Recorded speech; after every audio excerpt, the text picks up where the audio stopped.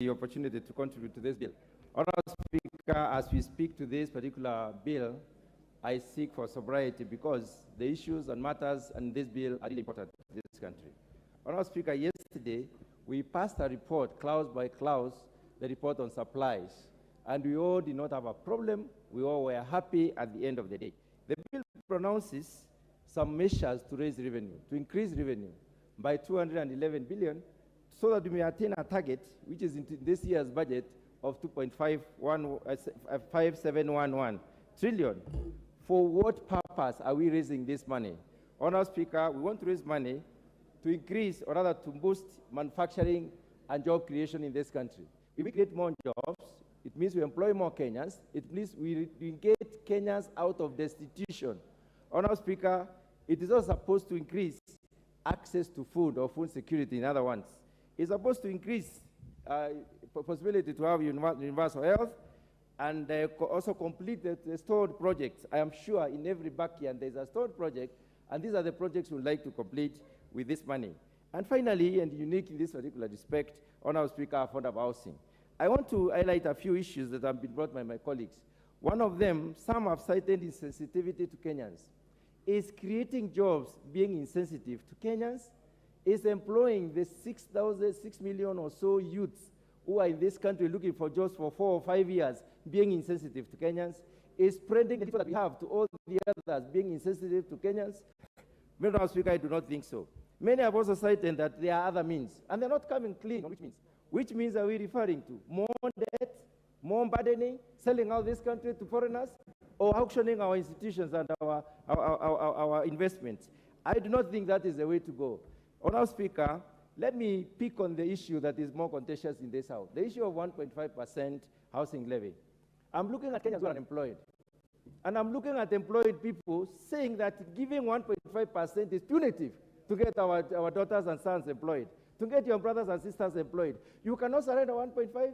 Honourable Speaker, I would like, if it were possible, to bring an amendment to say a minimum of 1.5%, and those who can give more, to give more, because we need Kenyans employed. Once we employ these Kenyans, are we not spreading the power across the domain? Are we now supporting those who are at the bottom of the pyramid? If somebody is in a household that is educated and doesn't have a job, and there are so many others who are depending on somebody who doesn't even have a job today, are we saying that it is unreasonable to employ such a person? Housing scheme has the capacity to employ 3 people per every 3 million house, and indirectly, that is directly and indirectly 8 people. If we create this employment, don't you see the sense in having the youth employed? Honourable Speaker, I think that is the lowest we can go. Minimum 1.5%, and those who can give more to go ahead and give more. Honourable Speaker, there was an issue of aircraft and parts. The duty on aircraft and parts, Honourable Speaker, this comes in to address the demand for air travel. I am sure some of us here suffer because they do not have air travel. I come from Meru. We have an airport at Isiolo, which we can use very effectively, but there's no commuter plane. We would like to have a commuter plane like the one going to Kisumu, like the one going to Mombasa, like the one going to Garissa. We would like that. Investment in this field is impossible because of the cost. Is that really being unreasonable? Don't we have important things to do over time? Is our time not useful as it is, as yours is? Let's look at these things positively and try to see how we can build this economy in a better way. Honourable Speaker, there is the issue of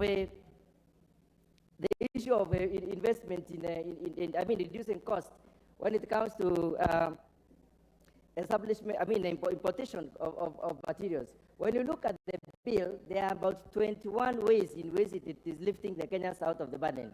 And the issue of the fuel levy from 8 to 16%. Look at the other East African countries whom we compare with. I'm sure some people are saying in their minds that we should not compare ourselves with anybody.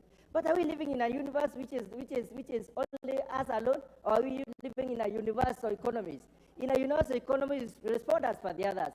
If the others are 60%, why not us? Tell me, why not us? Honourable Speaker, I support fully this bill. Lilian Kogo. Lilian Kogo. Thank you so much, Honourable Speaker. Yes, Minority Whip, Honourable Dr. Lilian Kogo. Thank you. Thank you so much. PhD, LLM. Thank you. Not LCC.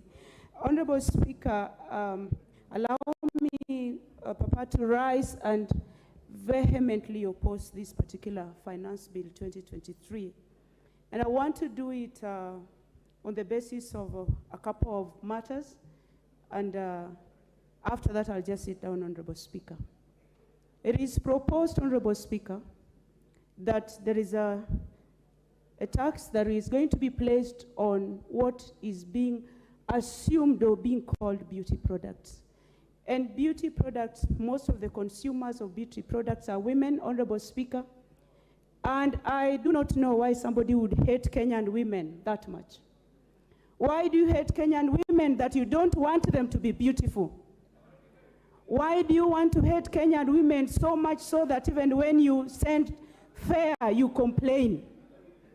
Why do you want to hate Kenyan women to the extent that you assume these are beauty products? But things like wigs are used by women probably to cover up when they are having or they are suffering from cancer. What I'm saying, Honorable Speaker, these are not only beauty products, Honorable Speaker. We have both men and women who suffer fungal infection of nails, Honorable Speaker. And that is why people end up using what they call fake nail products. These are not necessarily used for beauty. These are even recommended by doctors. But what I really hate is the attitude that people have towards Kenyan women, Honorable Speaker. We want to compete with others in beauty. We want to also look nice. We want our husbands to see us beautiful, Honorable Speaker. And we have a right, Honorable Speaker, to use this addition product, Honorable Speaker.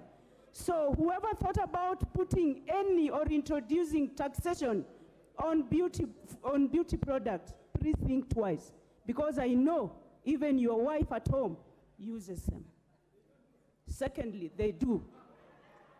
Thank you, Honorable Speaker. I want to say, Honorable Speaker, that most content creation, digital content creation, is done by young people, Honorable Speaker.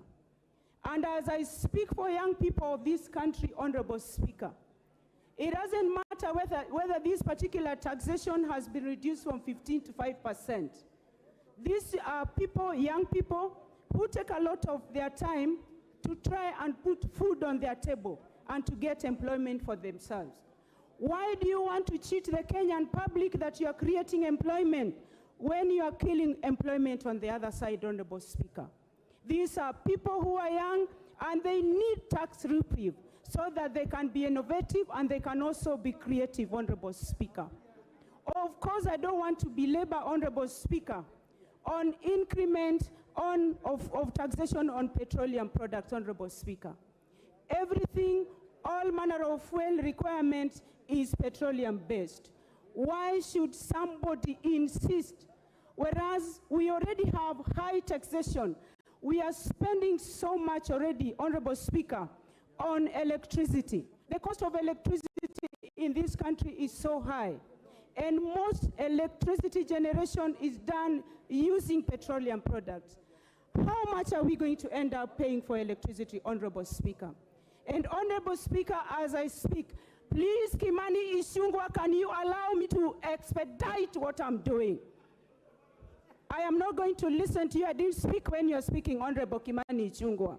This is what I'm saying as I speak, Honorable Speaker, that I am going to say no when the time comes. I am saying I'm rejecting this finance bill in totality, Honorable Speaker.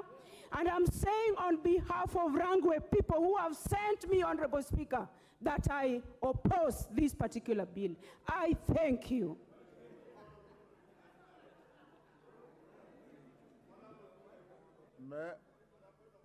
Yes.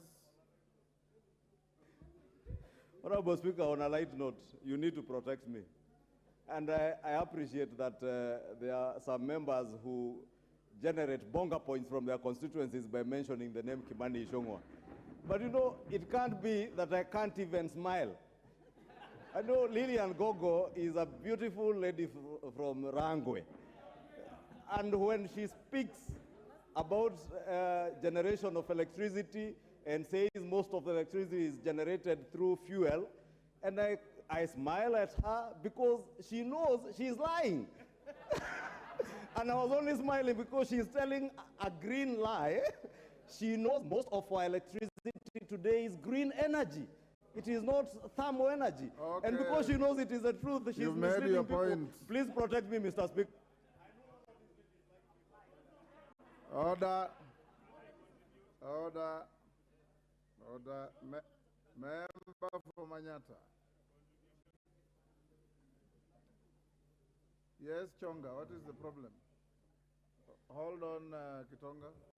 Thank you, Mr. Speaker. If you have been observing since when this session started, two members, the majority, leader of majority and his deputy, are busy intimidating this side instead of following what is going on. They are bullying the opposition side. Mr. Speaker, my request, Mr. Speaker, Yes. is to make a statement about these two leaders here. Order, Honorable Chonga. Order, Honorable Chonga. Order, Honorable Chonga. Honorable Chonga, you are legitimately elected by your people. And you should not allow yourself to be intimidated by simply a member looking across at you. That cannot be, and the House will protect every member against, and there's no limitation as to where members should sit. Kitonga Kon. Thank you, Honorable Speaker, and I thank you for this opportunity to contribute to this very important bill.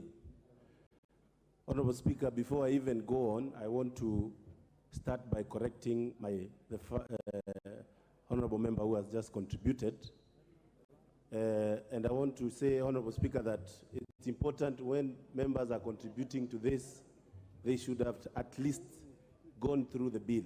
Honorable Speaker, if members turn to page 169, they will see that the clause that was taxing human hair and products, beauty products, has been deleted by the committee, Honorable Speaker. So I can assure the member that she will be beautiful and she will continue being beautiful. But we also insist on natural beauty, Honorable Speaker. But Honorable Speaker, there has been a talk so much about the hustler in this bill. Honorable Speaker, it's important we demystify and know who are really looking out for the hustlers.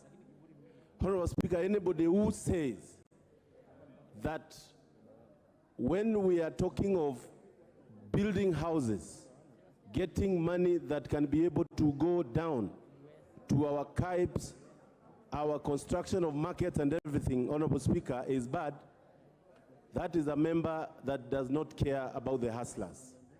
And Honorable Speaker, there are members who are opposing this bill, but what they want is to have youths that are desperate, that can be used for maandamano and to cause havoc in this country because they have no work or duties to do, Honorable Speaker. I would like to say that this bill, Honorable Speaker, the finance bill, is a bill that is all-rounded. And Honorable Speaker, because I have been thinking clearly on alternatives, and having looked at the people who have thought out this bill, I've seen they have looked at it wholesomely. I would like to say that it is upon the executive, because it is true that we are tightening our belt. And I want to say this clearly, Honorable Speaker, that we will do our part and pass this bill in this House, Honorable Speaker. But at the same time, I would like to call upon His Excellency the President and his cabinet and anybody else, including this Parliament, to start looking at how we are spending the money for taxpayers. I would like to see a case where we have austerity measures so that while Kenyans are tightening their belt, while Kenyans are trying as much as possible, we get these monies, Honorable Speaker, but let us have as showing, not only doing but also showing that we understand the status of this country and we put austerity measures and close those loopholes where, Honorable Speaker, money get lost. I would like to say that, Honorable Speaker, I was happy yesterday when I saw the money that has been given to institutions that fight corruption.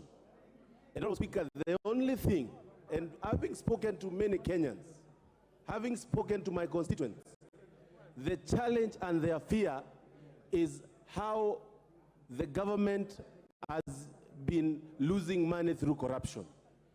The assurance by His Excellency the President that monies collected will be used for the right reasons, without corruption. And I would like him to stamp his foot so hard that we don't have any coin getting lost through corruption, Honorable Speaker, because that will be very bad for anybody who has participated in passing this bill. Honorable Speaker, maybe, and moving forward, in another 1 year, the bill that is going to be read in this House will be for increase of salaries of teachers, have to pay pending bills that have been accumulated for 5 years and 6 years, Honorable Speaker, during handshake government. Honorable Speaker, I support. Thank you. Doris Donya. I want to see if you live to your promise that you'll speak for 1 minute. I don't understand why they had to lower the tax, bearing the fact that most people have committed suicide because they've lost their money. Wives, we can't sleep at night when our husbands are betting because they are waiting to win. So you can imagine the separation from love, having lowered the betting tax. On the other side, Mr. Speaker, every speaker who is supporting the motion is saying that we have a lot of public debt. What you are not telling us is what informed this public debt. What can Kenyans celebrate when we talk of these debts? What is the value? I come from Kisii. There are no roads, no teachers at the junior secondary school, no doctors in hospitals, no even medicine. We can talk of the other days when we were given free nets. Nowadays, the government gives nothing, no free nets. Even university students are complaining the supply of condoms has gone down. We are here, we are not even taking care of our citizens. No food. Mr. Speaker, we are not eating. We are hungry. We are talking of houses. You want people to vote for us. Who will be voting? Let me ask you, Mr. Speaker, which man will come and tell a woman, I love you, at night when you are hungry? What will you be doing? Your food is empty. We are opposing this motion, because this bill, because it does not cater for our interest. Mr. Speaker, the loopholes. Today I saw in one of the TV stations, one police officer makes 15,000 shillings in 2 hours from bribes. How much is that in a day? We should look on ways on how to seal the loopholes, not on ways to take from Kenyans what's duly theirs. I stand firm from Kisii County.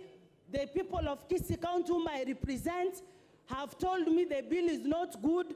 When I had a conversation with Honorable Soro, he was not smiling because he knows deep down his heart this bill is not good. And if this bill is good, honorable members, why can't we do secret balloting? You will see how it will fall flat. My people from Kenya Kwanza, the other side, you will vote no. So, Mr. Speaker, if this bill is good, let's do secret balloting, yes, and Osoro, it will fall down. Yes, Osoro. What is your point of order? Honorable Speaker, yes. I don't think it's in order for Honorable Donya to use me in her statements that when I had a conversation with her that I wasn't smiling. Honorable Speaker, she cannot use there is no smilometer to define whether I support this thing or the finance bill or not. She's been smiling all along when I was contributing, Honorable Speaker. An indication that she was supporting what I was saying is only that at the point she stood to speak, she lost control and only imagined about condoms and things that we actually do not do in Kisii, Honorable Speaker. I consider Honorable Donya as... What is your point of order? My point of order, Honorable Speaker, is that she's using my name to make a statement, which is wrong. I support the finance bill. We are not going to vote secretly. It is public, and Kisii County is supporting the finance bill, the entire Kisii County. Donya, finish up. Thank you again, and Honorable Soro. You have 30 seconds. Lastly, Mr. Speaker, if the government wants to make money, which every point is we are looking for money, even in this finance bill, you are just saying you want money, please ask your government, which you are supporting, to make use of our idle land. They make more factories, so like Mumias is dying, Sony Sugar is dying. That is where we find employment, not building houses. In fact, you are advocating for divorce because if a teacher, you are assuming Donya is a teacher. My husband is a teacher. I contribute house taxes. How many houses will you give Donya and her family? Meaning my husband will be sleeping in another house. I'm also in the other house. What are you telling Kenyans?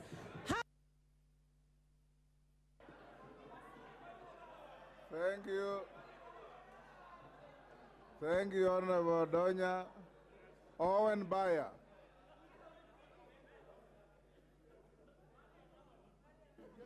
Honorable Speaker,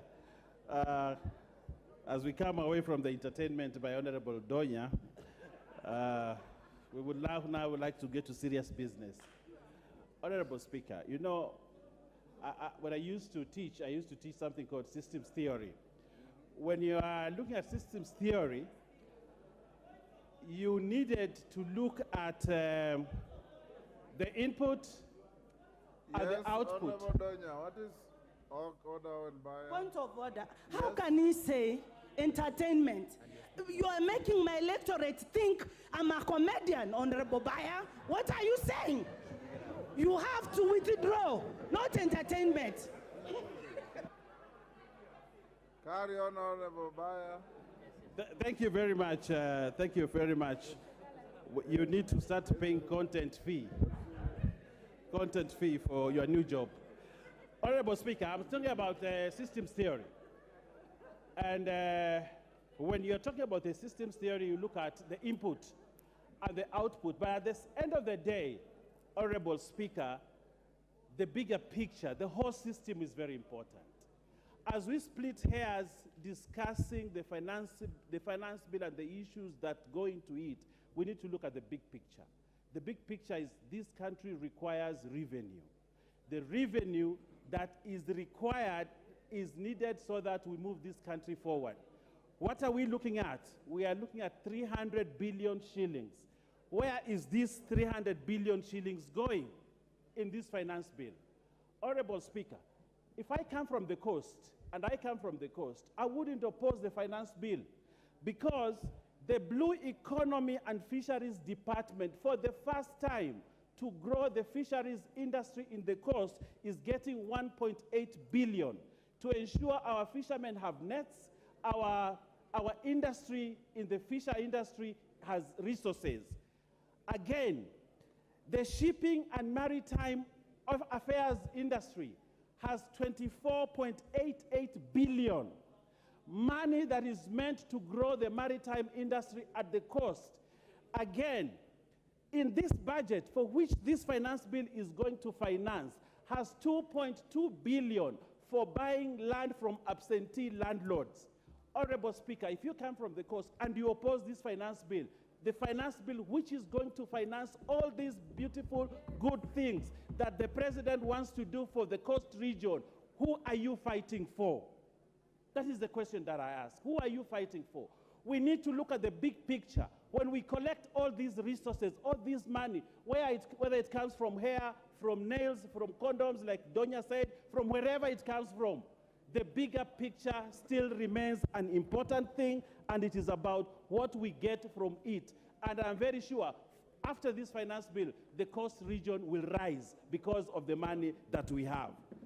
Honorable Speaker, again, the question is, where do we as a country want to go? Do we want to go over the cliff through more borrowing, or do we want to stop borrowing, start looking at inward revenue and use that revenue to ensure that we can develop this country, or we want to go over the cliff with debt? Honorable Speaker, many of these people who I shared a podium with when I was in ODM believed what Kibaki did when he was president. But Kibaki brought in the new saying, kulipa ushuru ni kujenga taifa, ni kujitegemea. Kulipa ushuru ni kujitegemea. A lot of them believe in that mantra. They believe in the Kibaki economics, which was about self-sustaining a country through taxes. Today, they will sit here and say, we cannot pay taxes. We should not pay taxes.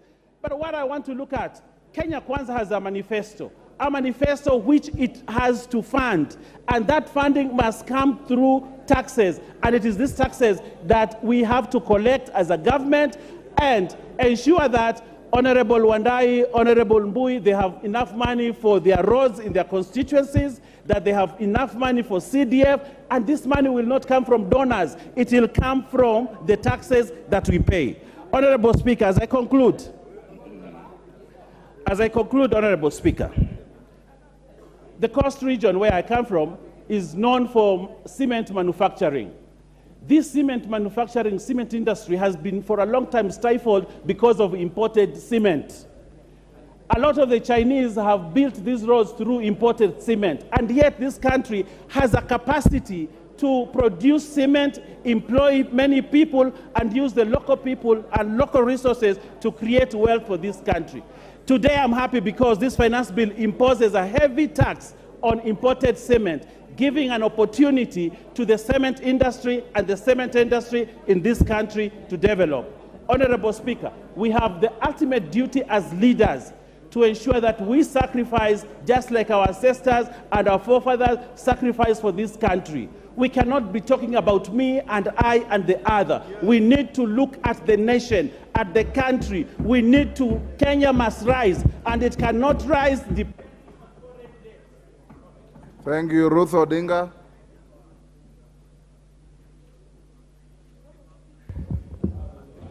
Thank you very much, Mr. Speaker. I'd like to oppose the financial bill.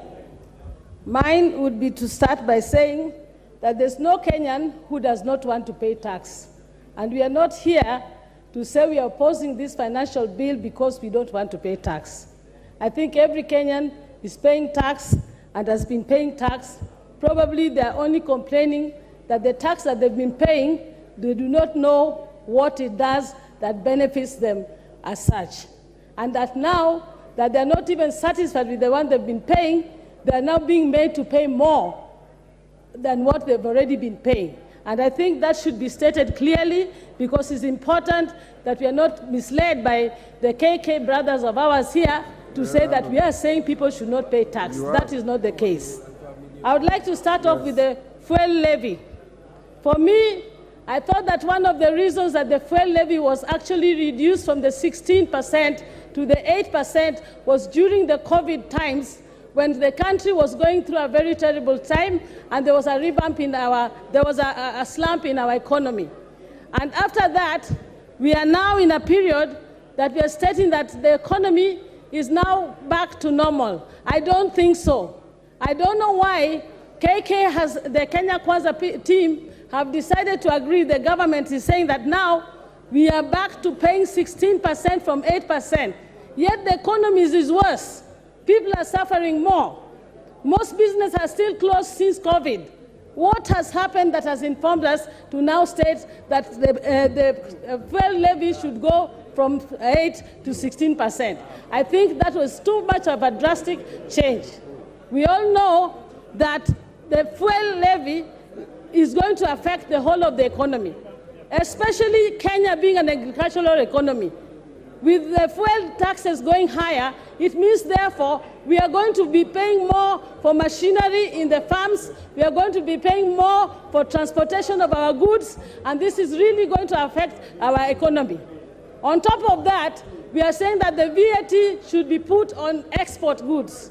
If we do that, we are killing the same export that we are expecting Kenya to be a net exporter of our goods. How do we then start putting VAT on those exports? Number two, I would like to talk about the reason why why the women of Kenya started Mama Mboga. The Mama Mboga movement of us, where we are now having women doing table banking, started because women were not feeling confident enough to go to the banks to get money from the banks. Reason was that the banks were charging high interest and taxes to the women. They therefore started this table banking. Now, the table banking has been helping the Mama Mboga. If you now start saying you're going to be charging taxes on the table banking, this is actually immoral and criminal to say that you want to tax Mama Mboga. That is going to really be one of the things that I think is going to make this country to flop. Third and most, I come from Kisumu County, and Kisumu in Western Kenya and the whole of Western Kenya have got, through in historical injustice, have never been able to have the industries that some of these other parts of the country enjoy. Most of our economy is actually run by the Jua Kali sector. And when you now say that you're going to put the turnover tax to be able to see that we are now paying taxes from 500,000 instead of the 1 million, you are actually, anyway, I know my time is about up, Bwana Speaker. I want to say something last. Bwana Osoro, you actually said that in Kenya, those who have, the majority have their way as the minority have their say. The majority in Kenya are the Kenyans who are out there. The Kenyans in Kisii and everywhere else, they are the majority. And if this financial bill does pass, mtaona Kenya is going to go on fire. There will be fire in Kenya. And the fire will be coming from the majority, who are the people who are outside in Kenya, who are putting these taxes on. Thank you, Mr. Speaker. Order, honorable members. Members, let's acknowledge in the presence of the galleries, public and speakers, Moi Girls, Nairobi, Kibra, Tekimbere Primary School, Mbere, Embu, Elgon College, Nyaribari Chache, Kisii, Kimasiani Boys Secondary School, Kipkelion East, Kericho, Gedesmane Academy, Suba North, Homa Bay, Beth Mugo High School, Dagoret South, Nairobi, Kinderville School, Mavoko, Machakos, and Kavingoni Secondary School, Makueni. On your behalf and on my own behalf, I welcome those students and their teachers to Parliament. Didaraso. Thank you very much, Honorable Speaker, for this opportunity. Honorable Speaker, on the onset, I rise to support this bill, and for the following reasons. Honorable Speaker, this side of the House has a government to run. Government is about running schools, building roads, hospitals, and all those services that is for the well-being of the Kenyan citizen. Honorable Speaker, when the other side says we don't want to pay taxes, I want to say as follows. Every week, I drive for 8 hours to Marsabit on a first-class tarmac road that was paid for by the Kenyan taxpayer. Our population is small. Had we been told, pay for that road, we as the people of Marsabit or Isiolo, we could not have afforded to pay for that. For that reason, there are many things that we must have in mind. Taxation is about generation. That one generation must bequeath something to the following generation. And we have the choice. Either we bequeath them burden and poverty, or prosperity and equity. And in this particular case, I believe Kenya Kwanza government has said, let us bequeath equity and prosperity to the people of Kenya and for the following generation. Honorable Speaker, taxation comes with many things. One of it is burden. Everybody must dig into their pockets. But you have to make a choice. Do you want tomorrow to be much harder than today, or to make it harder today so that tomorrow you will have a better life? Among those things which we as legislators must go through, just visit Kenyatta National Hospital, where the very poor or deprived of our people visit that hospital, where they hardly get medicine, they hardly get good services of doctors, and our people are hardly able to pay their bills. But the doctors there and the staff that is in Kenyatta National Hospital, I think they are doing a magnificent job. But the question is, if we cannot pay for that facility, then what will happen to the majority of Kenyans who, like you and me, do not have that insurance cover to enjoy the best of facilities in this country? Honorable Speaker, the elephant in the room, why there is a lot of haranguing and complaints from the other side, is because the Kenya Kwanza government is saying, let us grow the tax bracket. Let us grow the economy. Because we have been selectively taxing the few who earn salaries and the few big companies. Today we are saying, let everybody who is within reach of taxation pay their tax. And I think that is the discomfort that we are experiencing. Honorable Speaker, this particular committee have done a good job. What they have done is they have tried to balance between tax exemption areas and taxation areas. Finally, it is on the housing levy. Honorable Osoro said, in Kisii there is not enough land. In Marsabit, we have enough land. Sometimes we think what to do with that land. For that reason, if there's a constituency where the government is ready to build the 290 houses, I think they can come to Marsabit, and that land is available. Finally, the issue of housing levy, it is a saving, not a taxation. Kenya is considered to be one of the countries where people... Your time is up. Makali Mulu. Yeah, thank you very much, Honorable Speaker. Honorable Speaker, I want to start by swearing that I will say nothing but the truth only. Honorable Speaker, since this country became independent in 1963, projects have been funded, development projects have been funded, and the funding has either been through local revenue or debt. You are there. So this idea of people saying that development will not be able to be carried out because the bill will fail is a fallacy, Honorable Speaker. The second point, Honorable Speaker, is that we all say that Honorable Mwai Kibaki was able to multiply local collection by 5 times. There are 2 things which Mwai Kibaki did for him to be able to collect that kind of amount, Honorable Speaker. The first one was to ensure that Kenyans get value for money.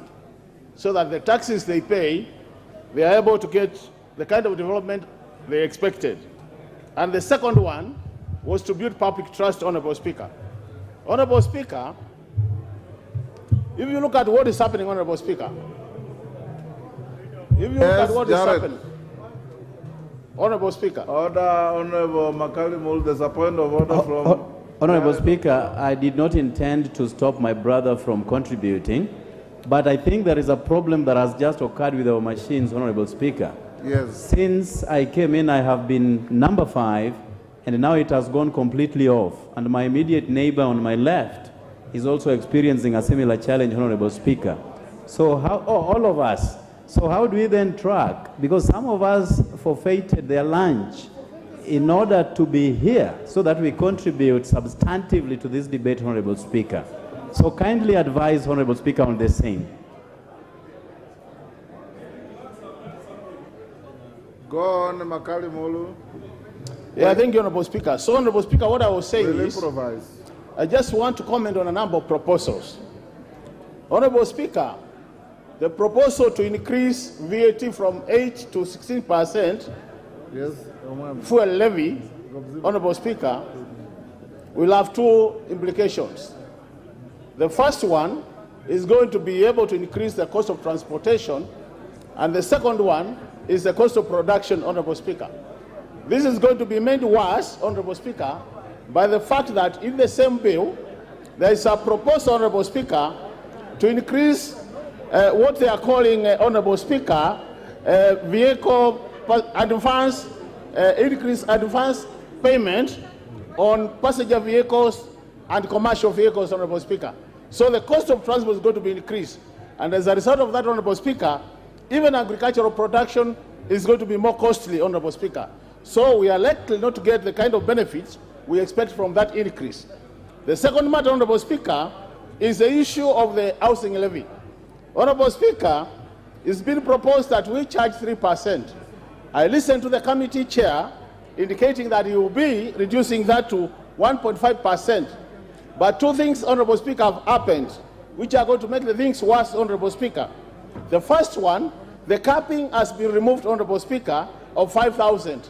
So you only pay now 1.5% of your basic pay, Honorable Speaker. The second one, Honorable Speaker, is that the issue of the money being collected, the issue of it being a saving where you can claim it back, Honorable Speaker, has also disappeared. So now what is going to happen, Honorable Speaker, is you give out the money, you will not be claiming anything, which makes things worse, Honorable Speaker. Honorable Speaker, I've not even spoken for a minute, I can see. But yeah, so Honorable Speaker, the issue is the housing levy, Honorable Speaker, will be making matters worse for the Kenyans instead of improving it. The third issue, Honorable Speaker, is the issue of moving a lot of the goods from 0 rating to tax exemption, Honorable Speaker. The fact that you are moving from 0 rating to tax exemption, Honorable Speaker, is going to increase the cost of the same goods because the component of VAT for the inputs will not be factored in, Honorable Speaker. So, by the fact that this bill is proposing to move a lot of the goods from 0 rating to tax exemption, Honorable Speaker, is going to make things worse for Kenyans. The other thing, Honorable Speaker, is excise tax. Yes. There has been...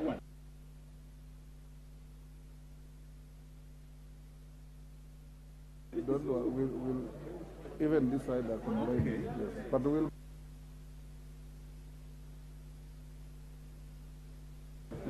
Yes. Thank you, Makalimulu. Give Makalimulu 1 minute. Yes. Thank you, Honorable Speaker. So the last point, Honorable Speaker, is the issue of the excise tax, where I was saying the fact that when you impose excise duty, Honorable Speaker, on goods like clear gas, cement, and sugar, what will happen, Honorable Speaker, is even the expectation of generating more revenue or improving local manufacturing is going to be negated. On this basis, Honorable Speaker, what I want to say is the way the bill is being proposed by the Finance Committee is making things worse for the Kenyans, and this makes it a very strong candidate for rejection. So on those basis, Honorable Speaker, this bill should be rejected so that we help Kenyans improve their lives. Thank you, Honorable Speaker. Rahim Daud.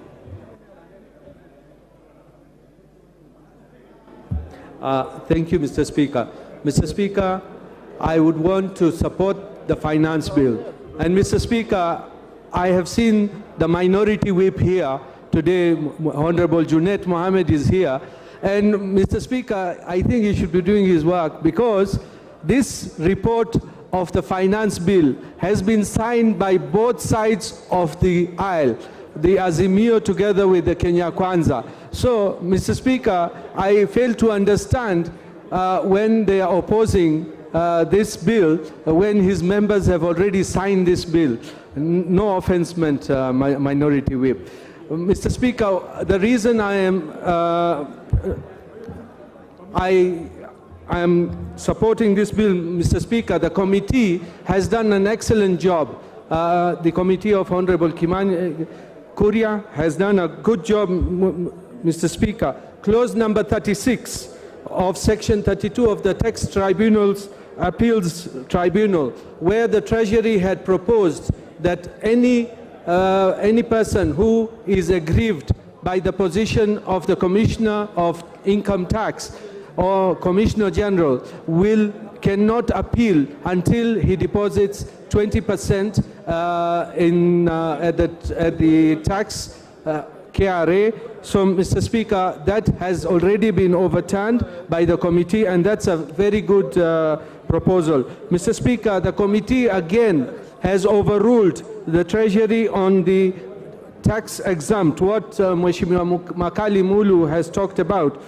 Mheshimiwa Speaker, the clause number 30, where Treasury had proposed to do VAT exempt for fertilizers and other pesticides together with the tea, the committee in its wisdom has rejected, has said that it should be zero rated, so that all the companies which are producing fertilizer together with the pesticides will be able to now claim the VAT. Mr. Speaker, the other thing one of the previous speakers has talked about, I think I did raise an issue, but the mobile tax has not been increased. It was proposed to be 15 from 12, but the committee has retained it at 12 and ignored Treasury. So, Mr. Speaker, that should be even noted. Mr. Speaker, the digital content, a few speakers previously have said that the digital content was at 15%. Yes, Treasury had proposed 15, but the committee has reduced it to 5%. So, Mr. Speaker, there are many other things which are good in this bill, where the rental income was at 10%, but it has been reduced to 7.5%. So, Mr. Speaker, let us look at the good points in this bill, and I believe once the bill comes into play, we will have the housing levy. I need houses. If the members who say they do not need houses, I need houses in my constituency, and Meru County is ready to take all those houses which will be provided. Because once those are there, I mean, we are not looking at houses for ourselves. We are looking for houses for our people who will be getting those houses. Mr. Speaker, the clause number 52, where the committee has rejected the proposal of Treasury to give the Commissioner of Tax to registration on notification of abuse of power. So, Mr. Speaker, there are a lot of good things in it. The LPG, 16% VAT on LPG has already been removed. So that will mean LPG now will be costing much, much cheaper, and green energy as well. There are many incentives for the green energy. So with those few remarks, Mr. Speaker, I wish to support. And there are people on many WhatsApp groups, they say that they will probably not elect us in 2027. We want to tell them, wait and see how these tax proposals will work, and I believe they will work to our good. And the Azimio should give us their proposals of the budget, not to pinpoint the bad parts. They should have told us what would they have done differently, rather than criticizing everything what has been done. Thank you, Mr. Speaker, and I support. Karoli Omondi.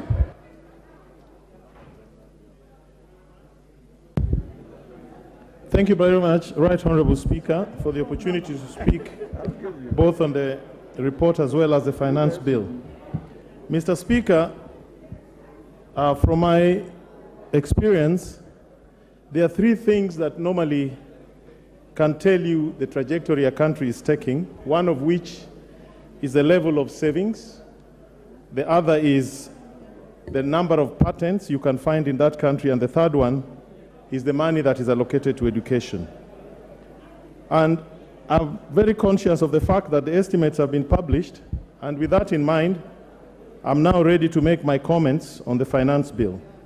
I've noted in the estimates that there's an increment in CDF allocation, probably of 18 to 22 million per constituency.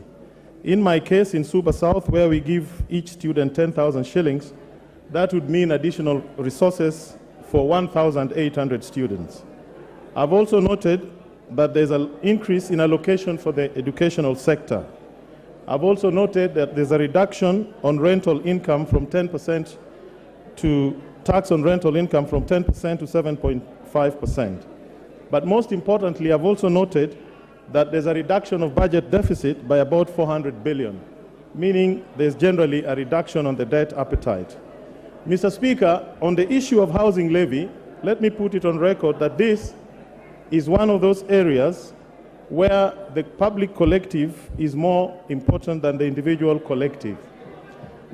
There are many, many areas where generally the public have to pull together to realize what is called the public good, such as in insurance, medical insurance, and housing schemes. The housing scheme is a very good idea that I would like to support, and I'd like to put it on record that it has been part of our agenda as ODM for a very long time, from 2007. I would like to make it clear that there may be arguments, there may be disagreements on this issue, but for the general public good, the housing levy is a good idea. What I would suggest, there should be a guaranteed minimum return on those who invest in this scheme, which should be benchmarked by the treasury bill, rate for treasury bills, so as to protect the investments against inflation. I would also like to suggest that we should have very robust ring fencing against corruption associated with this project. And finally, I would also like to suggest that we remove the tax on the income received from investments made by the public on housing levy. Mr. Speaker, on the charge on tax on non-residents, I would like to recommend very heavily, because I was not in the committee, that we avoid situations of double taxation or double jeopardy for non-resident Kenyans. And we should respect international obligations that we have under double taxation treaties. An issue that I was going to object to very strongly, but which has been addressed, was the 20% deposit on tax assessment when you appeal against KRA decisions. Mr. Speaker, as a lawyer, you would know those provisions that were proposed were tantamount to overturning the well-known principle of onus of proof on its head. But that has now been overtaken by events, and I'm very happy that that particular issue has been addressed. Mr. Speaker, on the issue of VAT on fuel, I understand very clearly that this is a conditionality from the IMF. But it also demonstrates how we do our politics in Kenya. It is very interesting that those who last year voted for the introduction of the VAT 8% are this year completely opposed to it. And those who opposed it last year are this year completely supporting it. But let me add my voice and say our economy is still very fragile. We can hardly see the early green shoots of a recovery. I would have wished to see very strongly that the 8% is not introduced on fuel levy because of the adverse impact it will have on everybody. On 35% tax, I agree with that. Those who earn more should pay more. Finally, Mr. Speaker, let me put it on record that I think the House should be respected by the various political parties, and members should not be intimidated or arm-twisted on how they should conduct their business in this House. And they should be free to vote the way they wish with their conscience for the public interest. Thank you very much, Mr. Speaker. Order, honorable members. Order. Order, honorable members. Take your seats. Sorry, take your seats. Honorable members, I appreciate the tremendous interest in this debate. On our screen, which has been malfunctioning at times, we have 115 requests. at 5 minutes, it means by 9 when we rise, just about 57 of you will have, no, 67 of you will have spoken. I want to suggest to you, members, and I remember my good English teacher, Roger Hargreaves, said, if you can't make your point in the first minute, you are unlikely to make it in 20 minutes. If you agree, we can reduce a little further to 3 minutes per member, save for the time reserved for the majority leader. If we reduce to 3 minutes per member, then we'll push to ensure that as many of you air your views and go on record on this issue. If you are in agreement, I want to proceed that way. Are we in agreement? Yes. As many as of that opinion say aye. Aye. Will those of the contrary opinion say nay? Nay. The ayes have it.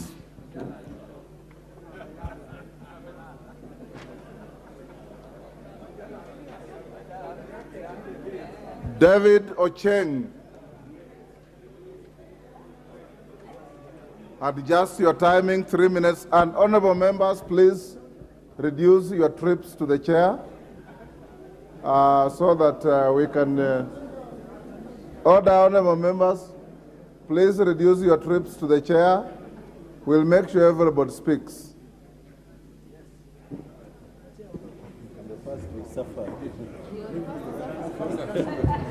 I'm the first to serve the council for 3 minutes. Mr. Speaker, I stand here to support the finance bill, Mr. Speaker, and to state that, Mr. Speaker, the very role of government is to ensure that the country is run in a manner that responds to the needs of the people, Mr. Speaker.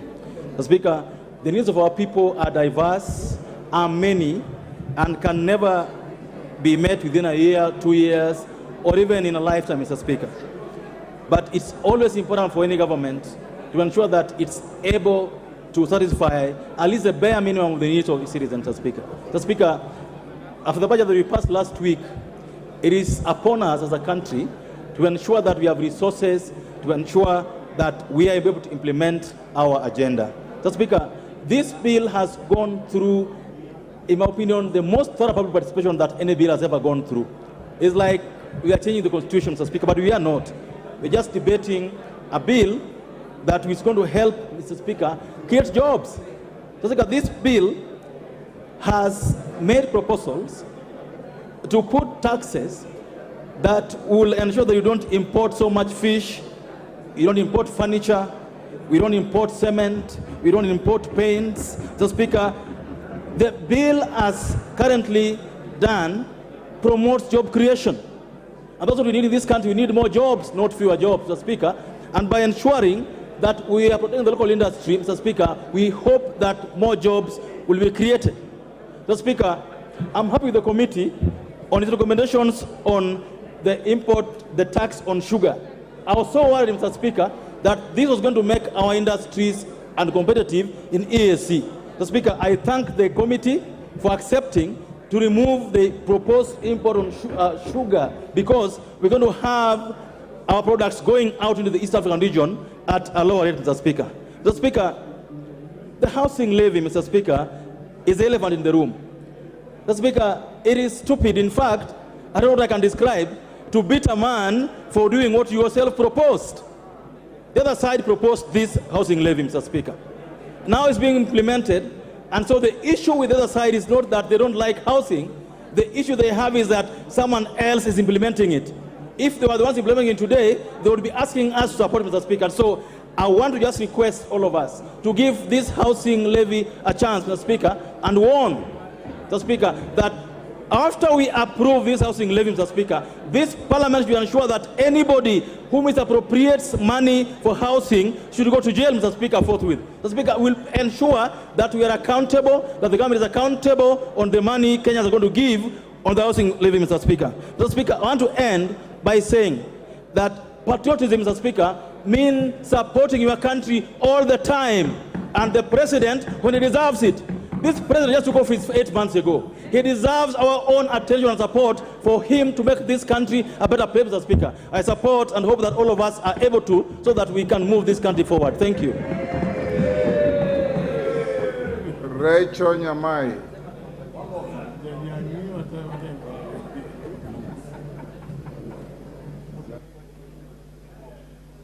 Thank you, Remember, Honorable you have Speaker. 3 minutes each. Thank you, Honorable Speaker, for this opportunity. Honorable Speaker, on the onset, I support this bill. Mr. Speaker, I am supporting this bill because my constituency is a beneficiary of a project of 147 kilometers of tarmac, and I have made requests for more roads.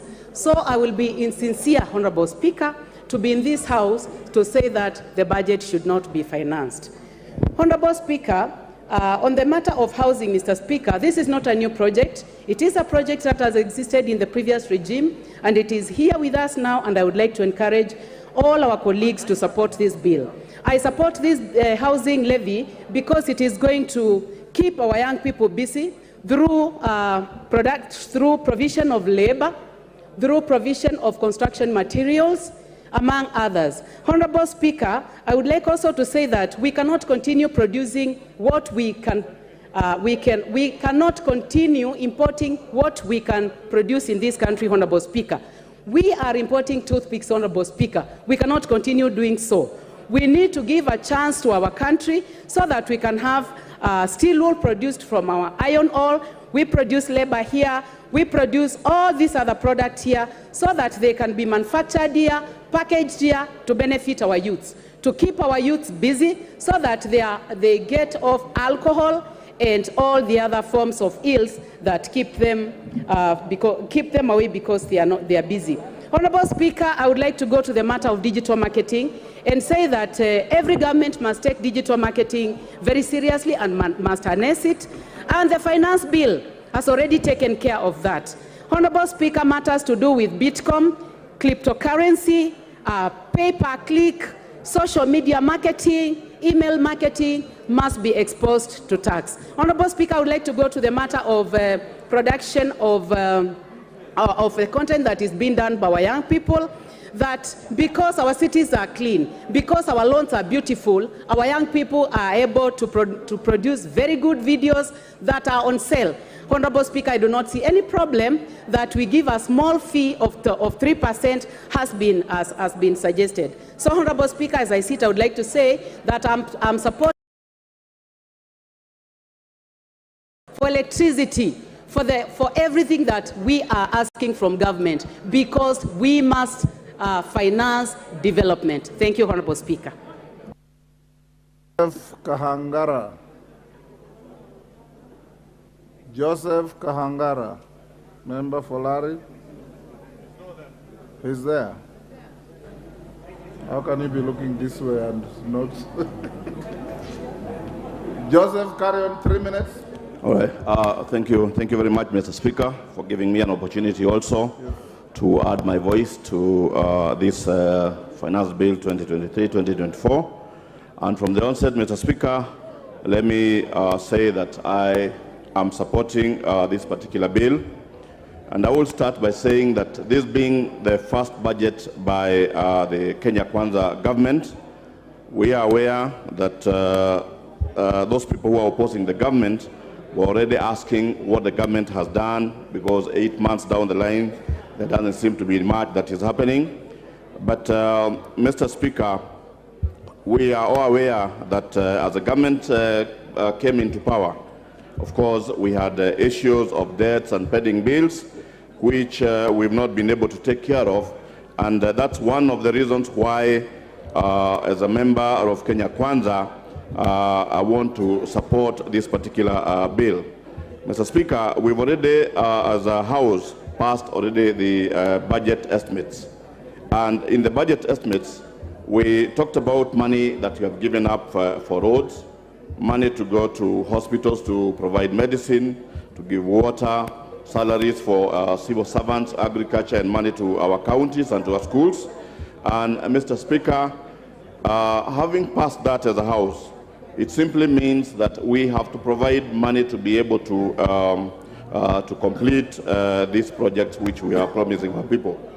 many of us here, members of parliament, we keep running to government ministries, asking for projects within our areas, because we are elected by the people as their representatives. They expect that we are able to lobby within the government to be able to deliver on projects and many other needs within the constituencies. And as we do that, Mr. Speaker, anytime our president or the leadership would come visiting our constituencies, we'll tell them that we need particular projects. So, Mr. Speaker, let me say that the finance bill is going to provide us with that money so that we are able to be able to give the services to our people.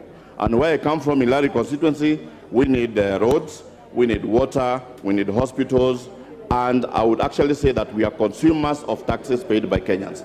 And in that case, I am supporting this bill because we provide the money, my people are going to get the necessary services. I thank you, Mr. Speaker. Rafael Wanjala.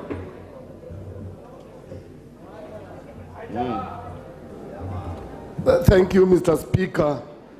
Mr. Speaker, I stand on a point of order. I am giving you an opportunity to contribute to the finance bill. Mr. Speaker, I stand on a point of order, a quick one.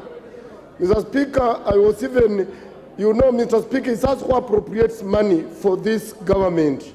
And Mr. Speaker, we were promised that our CDF money will be in Nikiti by Thursday. Yes, they brought 5 billion as they promised. But the second 5 billion that was supposed to be deposited by tomorrow, by yesterday, Tuesday, latest 5, up to now, it has not been deposited.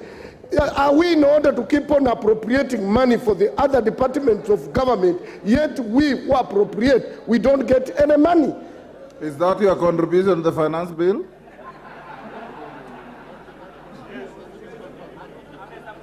Honorable Anjala, take your seat. Before I came to this chamber at 2:30, order, Honorable Koyo. Before I came to this chamber at 2:30, I confirmed that the second tranche of 5 billion CDF disbursement was done yesterday, and it has hit the account of the CDF management. You may cross-check, but I checked with the Treasury, and Order Wanjala, you know me, we have been in the same party for a long time, before you veered off, and I'm telling you as a fact that the money was disbursed, 5 billion, and the minister has indicated that before the closure of this financial year, all the outstanding CDF money will have been disbursed. I know, Pasaris, you want to ask about the Women Fund. The two are congenital twins. The two are congenital twins. They go together.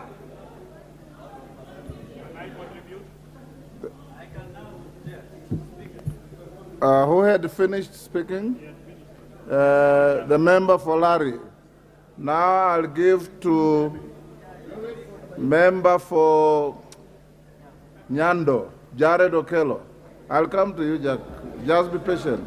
Honorable Speaker, I With 3 thank minutes, you. everybody will speak. Just be patient. Oh, my 1 minute is already going. Honorable Speaker, I thank you very much for the opportunity, and I rise to vehemently oppose the finance bill, because it is that which will paint a very gloomy picture on the faces of the electorate that sent us into this House, Honorable Speaker. Honorable Speaker, this morning I was driving to Parliament, but I also thought of detouring into immigration to check on a passport that I've been pursuing for a little longer. And Honorable Speaker, I was told a similar story, that the machine broke down over 1 year ago, and it has not been rectified to date. And Honorable Speaker, that is the same government that wants to provide me with a house. And similarly, Honorable Speaker, I tend to look at the squalor situation that our police officers live in. 60 years after independence, Honorable Speaker, and that is the same government that is promising me a house in the next 7 years, Honorable Speaker. Either there is an absolute appetite for money in this government, or there is greater affinity for corruption that will be unraveled within the next few years, Honorable Speaker. I am perturbed that the VAT on fuel that will move from 8% to 16% will have a multiply effect on everything from production to manufacturing to transport. Every sector will have to hike their prices just because of this movement from 8% to 16% of VAT, Honorable Speaker. And this is something that we have to interrogate very well. Honorable Speaker, I come from a sugar-growing region, and I'm disturbed that the local sugar is now going to attract taxation.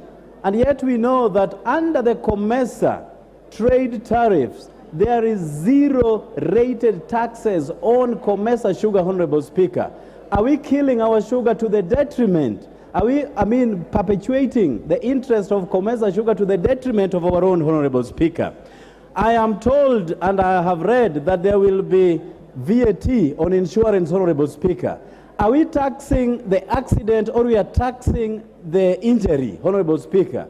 These are some things that we need to really look into, Honorable Speaker. Then there is finally the tax amnesty that has been taken back to December 2022, Honorable Speaker.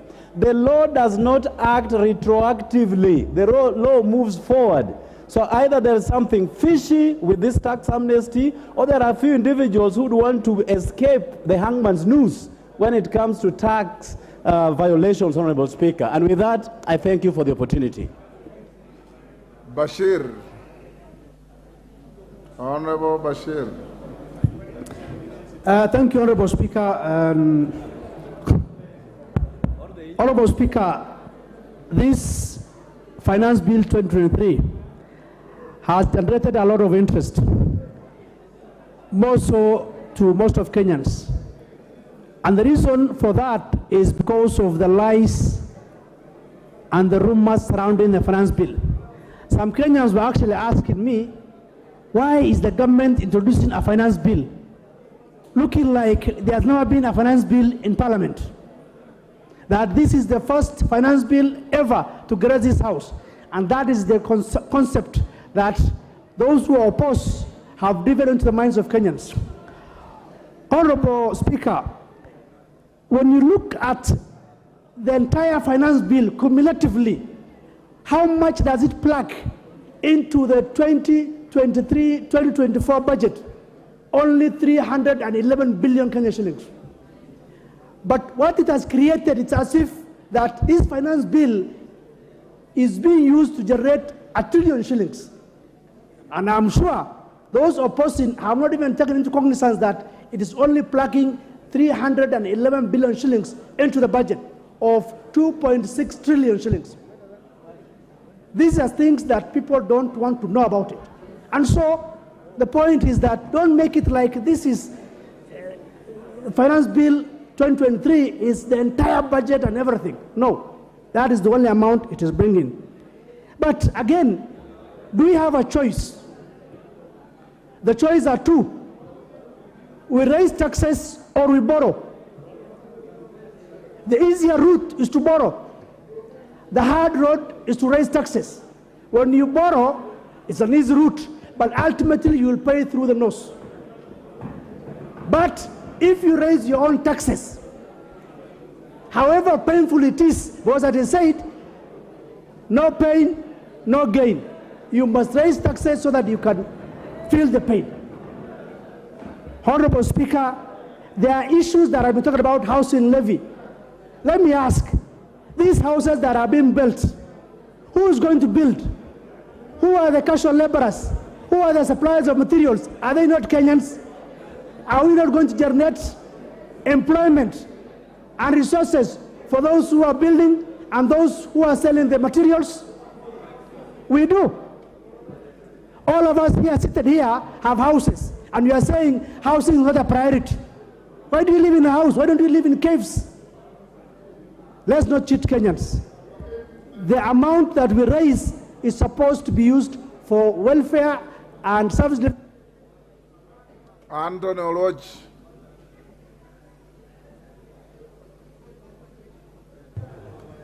Thank you, Honorable Speaker. I'd like to begin first by saying that this finance bill is for total rejection. Honorable Speaker, my preliminary point is to invite this House, and particularly, Honorable Speaker, that you issue directions and a ruling on the bill in light of the supporting reports, and we were invited to study both. I have audited 1/3 of the proposals for amendment, and my view is it goes contra our standing orders and the traditions of this House that you cannot amend more than a certain percentage or fraction of a bill without mutilating it or without it turning out to be another bill. The number of clauses that have been amended that I have personally gone through, out of the 84 clauses that I have gone through of one particular stakeholder out of the more than 180, 50% of those the committee has either amended, deleted, or agreed, which means more than 50% of this bill, after the report will have been tabled, will not be the same bill. Honorable Speaker, having dispensed without preliminary issue, I'd like to state as follows, that I have gone through 5 finance bills. This would be the 6th. Honorable Speaker, on this particular one, and on very many clauses touching on ordinary Kenyans, this government has gerrymandered, prevaricated, wobbled, and in the end said nothing and presented nothing to the people of Kenya. Honorable Speaker, this bill is for rejection.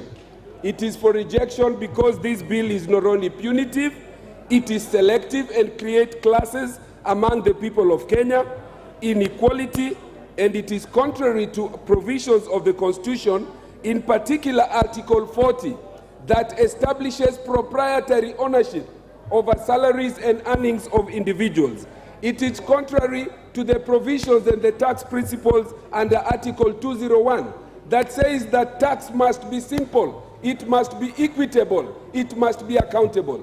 When you put in place a housing levy in which you yourself do not know whether it is a levy or a tax, if it's a tax, then you cannot say that people will come and seek for refund. If it is a saving, then it is voluntary.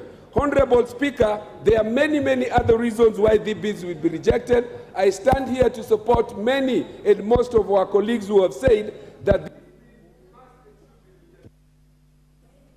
Honorable Kaitanye.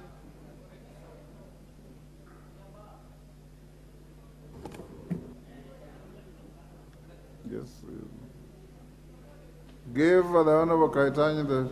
Thank you, Honorable Speaker. I stand to support the finance bill, and I specifically want to address 2 issues on the finance bill. One is under Section 72, the export and investment promotion levy that is proposed to be imposed on products that need to be manufactured in the country. As Kenya today, in our constituencies, we currently talk of unemployment.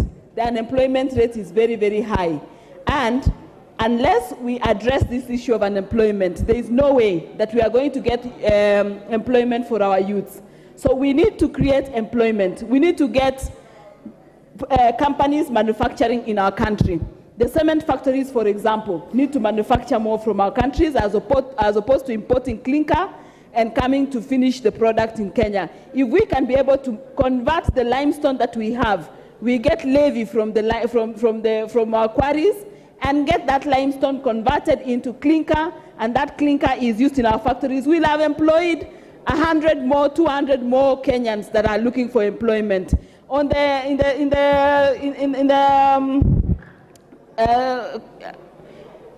the sectors of roads and iron, we know that a lot of iron is imported. If we can be able to manufacture most of this iron, we know companies that manufacture right now, and the kind of number of employees that they have is they go into thousands. So by creating employment, by creating this levy, we are encouraging employment in our country. The second aspect that I want to raise is on the housing fund. Many issues have been raised on the housing fund, and I want to thank our president for thinking futuristic. Our population is growing. We were 40 million Kenyans the other day. Today we are talking about 50 million Kenyans. By 2030, we'll be talking about 60, 70 million Kenyans. If we don't think about where these Kenyans are going to live in 2030, then I think we are not being futuristic. Let's look at the forefathers, our forefathers who thought about our independence, fought for us, and today we are enjoying the kind of freedom that we have from that fight. Today, let's look at our employment. We talk about 3 basic commodities when we are taught in school: food, shelter, and accommodation. Food, shelter, and clothing. The other day, as the Mio people are carrying sufurias, now we have food in the shambas. Now we want to talk about housing, sort out matters housing, so that 10 years from now, we will have a house. This person in Aldai, who currently does not have a house, in 5 years' time, they'll be able to have a house. And for Donya, who said she'll have a house, her and her husband, they can use the other house to rent as they live in one of the houses. So you don't have to live in both houses. You can live in one and rent the other, and you get additional income. Let's talk about employment that we get from this housing. There's a lot more employment that will come from this housing. At the end of the day... Member for Bumula. Thank you, Honorable Speaker. From the onset, I wish to oppose this bill. Honorable Speaker, Clause 17 proposes to tax the entire business income of members, clubs, trade associations, and women chamas. Literally, Mr. Speaker, this bill is proposing now to bring the chamas of women in the villages now to be taxed. If you can remember, honorable members, this government came into power riding on the hustler nation mantra. Women in chamas, are they hustlers or are they people with means? 2, Mr. Speaker, this bill introduces a turnover tax which now targets the small businesses. Now, if you are a mama mboga, you are in the village, you have your daily sales at 1,370. Know that Ruto's government is coming for you, and now they are coming to tax you. Now, if you go to a level of taxing mama mbogas, what government are you? What hustlers are you protecting, Honorable Speaker? And it's on that note that I oppose this bill, because most of our border borders who helped this government a lot, border borders who went round saying we are hustlers, Now I want to tangazia those border borders that your days are numbered. Ruto's government is coming for you. If you are a border and you get anything in excess of 1,370, know that you are going to be taxed. Honorable Speaker, this government has employed or proposed to employ a lot of KRA people to ensure that now they will start going around harassing these mamas in the villages to ensure that mamas pay tax, to ensure that borders pay tax. We are saying no to this bill because it's going to frustrate our people. Lastly, Mr. Speaker, Honorable Chungwa is harassing me, but you cannot go anywhere, Honorable Chungwa, with this. Lastly, Mr. Speaker, the bill proposes to tax this housing tax. It proposes to tax civil servants who, in the end, Honorable Speaker, there is no framework that defines how they are going to be allocated these houses, how they are going to get their money back. And on that note, I say no. Majority Leader, you can now have you have 15 minutes. Thank you, Honorable Speaker. Honorable Speaker, I support this bill. Honorable Speaker, as I support this bill, Honorable Speaker, let me just begin by pointing out the 3 critical issues that I see this bill proposing to do. One is to raise revenue to meet the expenditure of our national government and our county governments. The revenue expenditure that we approved yesterday and even supplied to ministries. Two is to provide tax incentives to both consumers and Kenyan businesses, and that's why you see a raft of proposals that incentivize the Kenyan businesses. Three, Honorable Speaker, is to improve the tax administration by easing the tax burden to persons and also to businesses paying taxes. Honorable Speaker, it is not lost on all of us that we are in an economic crisis in this country. Honorable Speaker, the economic headwinds that we are facing as a country, including the high cost of goods, the high cost of living, a weakening shilling, against almost all major foreign currencies, are linked to the residual effects of the post-COVID or the COVID pandemic, and also tied to the disruptions occasioned by the war in Ukraine and Russia, and also the instability within our region, Honorable Speaker, with the influx of refugees coming into our economy and other areas. Therefore, Honorable Speaker, we are in a situation where we are not alone globally. We are part of the global economy, and the rising interest rates in Western democracies like the US have had a ripple effect on our exchange rate and consequently even on the cost of living and the cost of commodities, considering that we have been importing most of our goods, including, Honorable Speaker, food items. Honorable Speaker, it is true that in the last few months, government has had to waive duty on food items to try and bring down the cost of living and make the cost of living more palatable to Kenyans. Honorable Speaker, this finance bill of 2023, and I must thank the chair of the Committee of Finance and all the members of the entire 15 members who sit in this committee, because for the first time, Honorable Speaker, Kenyans, even Kenyans who never knew what a finance bill entails, have had the opportunity to interact with this document and appreciate that there is something called a finance bill that raises revenue for government. Because Kenyans, Honorable Speaker, wherever you go to your constituency, Kenyans are asking for development projects. But they never ask themselves, where does that money come from? But from the engagement the committee had with members of the public through the public participation, Kenyans now have come to appreciate what it takes for government to be able to raise money, Honorable Speaker.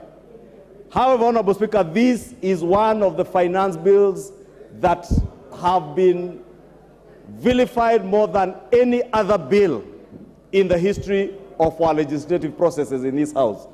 But, Honorable Speaker, the vilification has been informed by misinformation, a lot of propaganda, a lot of insinuations and disinformation of things that are not even in the bill. But the sad thing, Honorable Speaker, is that even as we sit here today, there are members who have not even interacted with either the bill or even the committee's report. And Honorable Speaker, you have had members stand here and say, oh, our beautiful ladies, their wigs and all the other decorative items they use are being taxed. But if you interact with this report, the Finance Committee's report, on page 169, I see the committee report has dropped that particular provision. Honorable Speaker, I have had a member here, the member for Nyando, say that we are now taxing accidents, that insurance compensation will now be taxed. And I did hear even a veteran member like the member for Kathiani, the Honorable Robert Bui. And I confronted him that day when I saw him on radio speaking. And I asked him, Mheshimiwa, where in this bill did you read that people will be taxed for insurance compensation? And Honorable Speaker, if I draw reference, because it's good, to page 240 of the bill, this bill talks about taxation of input VAT on taxable supplies that you are being compensated after loss on input tax that you had already claimed against your output tax. Honorable Speaker, for someone who does not appreciate finances and taxation, it may be too much English. And maybe a number of us have been misleading Kenyans out there in funerals, in rallies, out of not knowing. But I want to confirm to the people of Kenya that a lot of the misinformation and propaganda that has been used to vilify this bill is untrue. There is no person who will have an accident and you'll be forced or you'll be required to pay VAT on your insurance compensation out of an accident. It is only on taxable supplies where you had claimed input tax, Honorable Speaker. Honorable Speaker, as we vilified this bill, Honorable Speaker, we forgot all the good elements about this bill, and I appreciate what many members, especially my colleagues in the minority, have been saying. I reject this bill in totality. As you reject this bill in totality, be kind enough to inform Kenyans that income tax on rental income is falling from 10 to 7.5%, but nobody says that. We only talk about what is going up, only VAT on fuel. And even VAT on fuel, Your Honorable Speaker, is not a new thing. We were here in 2018 on this floor. The same mouths today that are vilifying the rise of 8% to 16% advocated for the 8% that exists today from 0%. The same voices, Honorable Speaker, that vilify the housing levy today. And I saw someone on social media, somebody asking, did President William Ruto borrow this from the former Prime Minister? Because in the Azimio manifesto, I'm told the housing levy was part and parcel of that manifesto at 1.5%. Therefore, at least on this one thing, our two manifestos between the two competing political coalitions, we were agreed that there was a need for housing in this country. But today you will hear members asking, who asked you for a house? As much as nobody has asked me for a house, every day I walk around my constituency, young men and women asking me for jobs. How the housing agenda is much more beyond houses. It is about the creation of jobs. It is about the creation of wealth. It is about spurring economic development and economic growth in this economy that will be unmatched from the heavy investment that will come out of this housing levy. And I think since we are all agreed on the need for this housing levy, and I did hear two members in the morning, lawyers of high esteem, one of them is a senior counsel, Honorable Speaker, say, you know, the housing is a devolved function under Schedule 4 of the Constitution. But also forgot to mention that under Article 43 of the Constitution, housing is a fundamental human right that government is required to provide to the people of Kenya. And I couldn't bear not ask myself as I watched the Honorable Tienda Amolo in the morning trying to prosecute that case, and ask myself, if we were to argue that way, that we cannot tax Kenyans to provide housing to Kenyans, why are we taxing Kenyans to provide health care that is devolved? Why are you taxing Kenyans to provide water that is devolved, Honorable Speaker? Honorable Speaker, this bill has huge incentives for our manufacturing sector. It is true under the last regime, the Jubilee regime, prior to 2017, post-2018, after the handshake, the Big Four agenda had some of these proposals to grow our manufacturing contribution to GDP from 7 to 9%, or rather from 9 to 15%, Honorable Speaker. Instead, it fell from 9 to 7%. What is your point of order? Honorable Speaker, I think the majority leader has a duty to be factual in terms of our standing orders. I think it is not factual for the majority leader to stand here and tell Kenyans about the issue of the devolved functions on housing, while at the same time I'm raising on the question of the required to be factual. Standing order number 91. You will not intimidate me. You know that I am not capable of being intimidated, so shut up. You cannot intimidate me. Order. So, Order. Order. Honorable, have you prosecuted your point of order? I have not finished. And my point of order is very well founded. It is required that anybody who presents their need are required to be factual.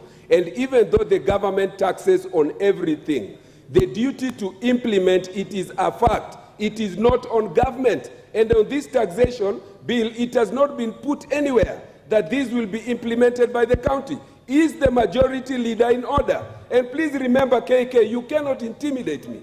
You cannot. Ichungwa, carry on. Honorable Speaker, I choose to ignore that for obvious reasons. Honorable Speaker, I was on incentives. And Honorable Speaker, this bill proposes a raft of incentives that have lower tax implications to the people of Kenya. And I was talking about manufacturing, from the manufacturing of human vaccines in Kenya. Honorable Speaker, this bill speaks to incentives that will lower the rate of income tax and offer incentives for manufacturing of human vaccines in Kenya. And we all remember pre and post-COVID, the issues we had with COVID vaccines, Honorable Speaker, and what implication that will have to all our young men and women who are looking for jobs.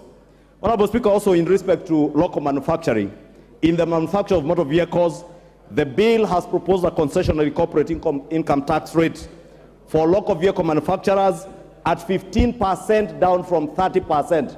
But nobody will mention this, Honorable Speaker. Nobody will tell you, among us those who are vilifying this bill, Honorable Speaker, that critical value chains in the manufacture of vehicles, including solar batteries, electric cars, their incentives have been input in this bill, and the committee actually has added further proposals even on the import of the electric cars and motor vehicles, Honorable Speaker, including electric motorcycles, to bring down the amount of fuel that we consume every month, Honorable Speaker, that is taking a huge chunk of our foreign exchange.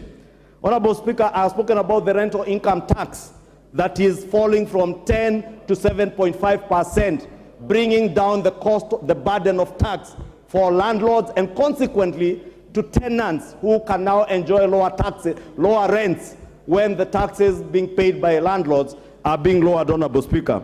Honorable Speaker, on VAT, those who tell you about, or rather vilify the bill, lying to Kenyans that they will pay VAT on tax, on insurance compensation, will not tell you that this bill is now exempting VAT for inputs on goods where farms used to manufacture drugs, both human and animal drugs, Honorable Speaker. The bill also provides exemptions on construction and equipping of specialized hospitals, Honorable Speaker, which was with a bed capacity, and I see the Honorable Nyikali is very keen on that, a bed capacity of 100 beds. But the committee, in their own wisdom, have now reduced that exemption to bed capacity, hospitals with a bed capacity of only 50 beds. You can imagine how many hospitals in our constituencies can now afford to have a 50-bed facility that will enjoy tax incentives, therefore bringing the cost of medication and health care, making it cheaper for our people. But nobody, again, Honorable Speaker, will tell you about this. Again, on VAT, Honorable Speaker, there are proposed exemptions to several agricultural products, among them the transportation of sugarcane. And I was wishing the honorable members from the sugar belt were all here, because I have not had any of them speak about this. Honorable Speaker, they will now enjoy exemption on transportation to sugarcane, of sugarcane to sugar mills.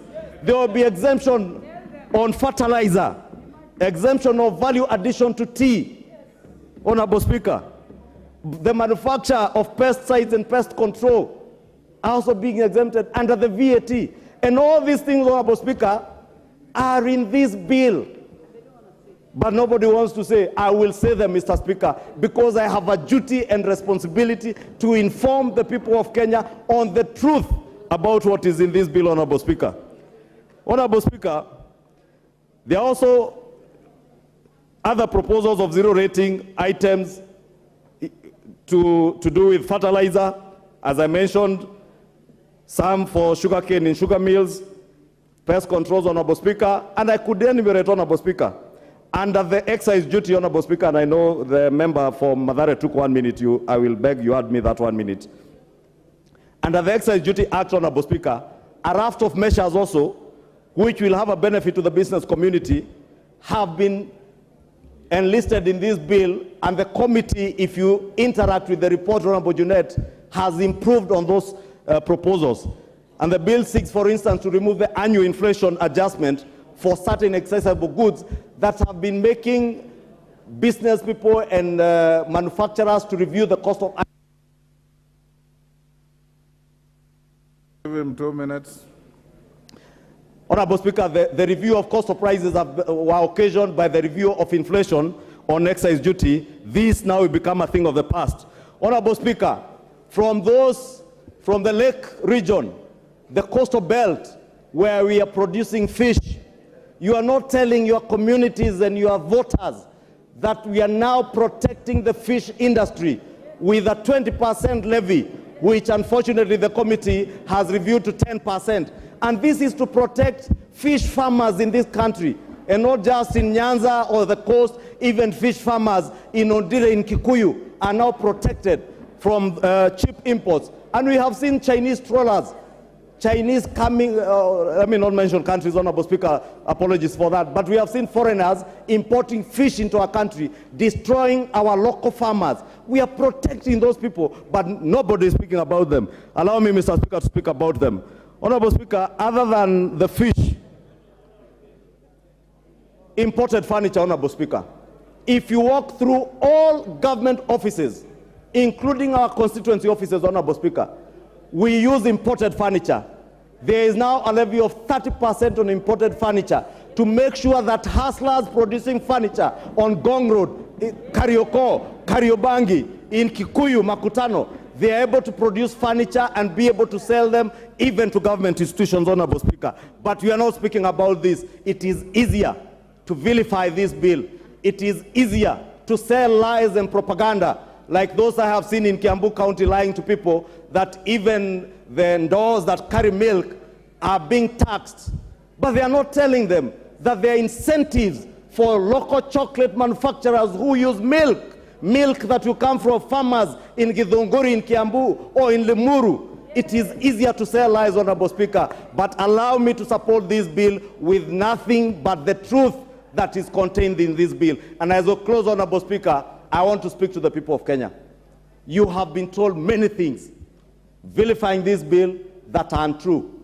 I want to assure you, should this House approve this bill, together with the amendments being proposed by the committee, you will see you will not be as hurt as those who vilify this bill, as those who lie to you have made you believe. You will come to see it is only for your good, because we are here to represent you, to do and act in the best interest of the people without being directed by any other interests other than the interest of rising our economy from where it was left by the handshake regime and those who were there before us.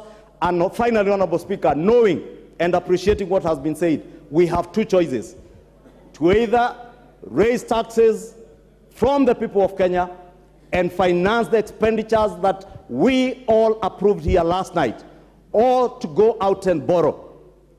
But we said and we committed as a Kenya Kwanza government, we shall not sink this country into a deeper economic hole by borrowing. We shall be innovative. There are innovations to tap into new taxes, like the digital economy, Honorable Speaker. And I appreciate the committee has brought the digital content providers from 15% to 5%. But there are also digital assets like the cryptocurrencies, Honorable Speaker, that are not being taxed. We are tapping into those things to be able to raise more taxes and expand the tax base. Finally, Honorable Speaker, let us not lie to Kenyans. If there are people who will pay more out of this, it is the rich. It is the rich who are earning 800,000, 500,000 shillings and above who will pay more in terms of pay as you earn. Honorable Speaker, the other things that have been said about the hair products, I did mention all those are things in the past. The hustlers in the kinyozi salons are protected by the Finance Committee. Therefore, let us not vilify that what is good for political expediency. Let us, borrowing the words of my brother David Ochieng, let us be patriotic enough. If the housing levy in the Azimio coalition manifesto was a good thing, it is a good thing in the Kenya Kwanza manifesto, Kenya Kwanza implementing it. If it was a good thing not to overborrow in the Azimio manifesto, it is a good thing for the Kenya Kwanza government not to overborrow and raise taxes, raise revenues to make our country more sustainable and more economically independent, Honorable Speaker. And therefore, for the good of our country, I beg all of you, as we close this debate, Honorable Speaker, as I close my submission, I beg all of you, be patriotic. Be patriotic. Be patriotic. Love your country. Love your country more than you love politics and people clapping for you out there. They will clap at you, they will clap for you, but they Junaid Mohammed. Thank you, Honorable Speaker. Honorable Speaker, I stand to oppose the finance bill. Oh yeah, Honorable Speaker,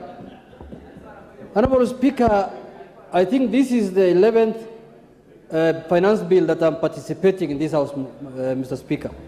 And Mr. Speaker, this is one of the most controversial finance bill I've ever seen. And there must be a reason for that. Because we have seen 11 finance bills before, for those who are with me here, and you can see the controversy it has created in the country. And we have a destiny as a parliament, Mr. Speaker. We have a date with the destiny this time, Mr. Speaker. Mr. Speaker, from the onset, I want to say that when we were passing the VAT bill, the VAT on fuel in 2018, Mr. Speaker, it is on record that I am the one who brought the amendment when the proposal was brought by the executive to raise taxes from 0% to 16%. I am the one who brought the amendment to the finance bill to reduce it to 0%. And that is one thing that was agreed unanimously by the whole House. And I remember even the Speaker then, J.B. Muturi, was supposed to subject that matter to Article 114 of the Constitution, but he waived it on the floor of the House, and he said the amendment should come directly to the floor of the House. And in the end, an agreement was made in the House here that we go to 8% and not 16%. Mr. Speaker, that 16% is the poison chalice that is in this finance bill, Mr. Speaker.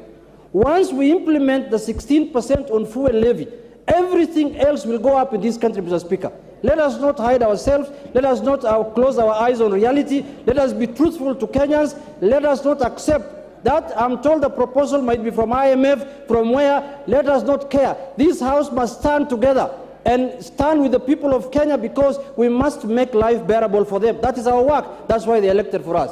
Secondly, can I tell the majority leader that the housing levy that he has alluded to in the Azimio manifesto is completely different from what is on this finance bill, Mr. Speaker. Our housing levy was modeled in accordance with the Singapore model, where we were supposed to collect money cheaply, affordably, in a manner that is bearable to the people of the Republic of Kenya, Mr. Speaker.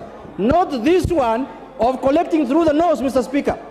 Mr. Speaker, I participated in when they were formulating the Azimio manifesto. But Mr. Speaker, it is completely different. It is like day and night. Don't use the Azimio manifesto as an example. If we were allowed to donate that Azimio manifesto to you, every Kenyan today will be happy and will be supporting this bill, Mr. Speaker. Mr. Speaker, I want to say this, that let us be careful as members of parliament, because Kenyans are looking up to this House. This bill was prepared by the executive, but it is the House that has the final say on it, Mr. Speaker. That is why they say there is no taxation without representation. That is why we are here to safeguard the interests of the public. So don't be cheated that when this House passes the bill, the executive will wash their hands on us. They will say it is Parliament that passed the bill. It's not them. I can assure you that. You wait until it is passed. Let us scrutinize this bill properly. Let us make sure that it is passed in a manner that is for the well-being of the people of Kenya. Mr. Speaker, we are discussing here big projects, housing, we are discussing many big things, roads, flyovers, and everything. People of Kenya today, Mr. Speaker, are discussing food. They are discussing what to eat, how to clothe, and how to take their children to school, Mr. Speaker. Let us not speak to them like the famous French queen, what was her name? Mr. Speaker, can you help me? Antoinette Mariette. The woman, the lady who said when her people were hungry and they were asking for bread, she told the people, you can serve them with cake. Mr. Speaker, Let us not go that direction. Let us serve Kenyans with food so that they can go to school. They can go to bed when they are not hungry, Mr. Speaker. Mr. Speaker, in conclusion, I want to say, this bill is going now to the third reading. We have a chance to rectify this bill as a House. Let us not be pushed to a corner. Whether you're in Kenya Kwanza, whether you're in Azimio, let us not be pushed to a corner by the authors of the bill. Let us file ranks, let us come together, let us scrutinize this bill clause by clause and remove the ones that are offensive and oppressive, and we pass the ones which are not oppressive. But if we want to do it the way other bills were done before here, which I don't want to repeat the same mistakes, the people... Ole Sunguya.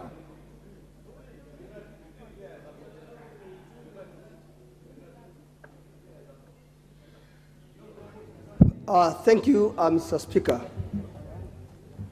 On the onset, as a member of the Finance and National Planning, I support the bill. I support the bill. Honorable Speaker, the Finance Bill 2023 will be a game changer to this honorable country called Kenya. Honorable Speaker, the Finance Bill is addressing the core economic and gaps of an ailing economy. The bill addressing over 3 million unemployed youth who need a job. Honorable Speaker, the bill is a historic bill that will mark a better start of the economy recovery. Mr. Speaker, sir, the bill is addressing the debt reduction, which now stand, the debt in Kenya stand at 9 trillion, which was left by the last regime. Mr. Speaker, our project was stalled, and men and women of the last regime put the money on their pocket instead of our projects.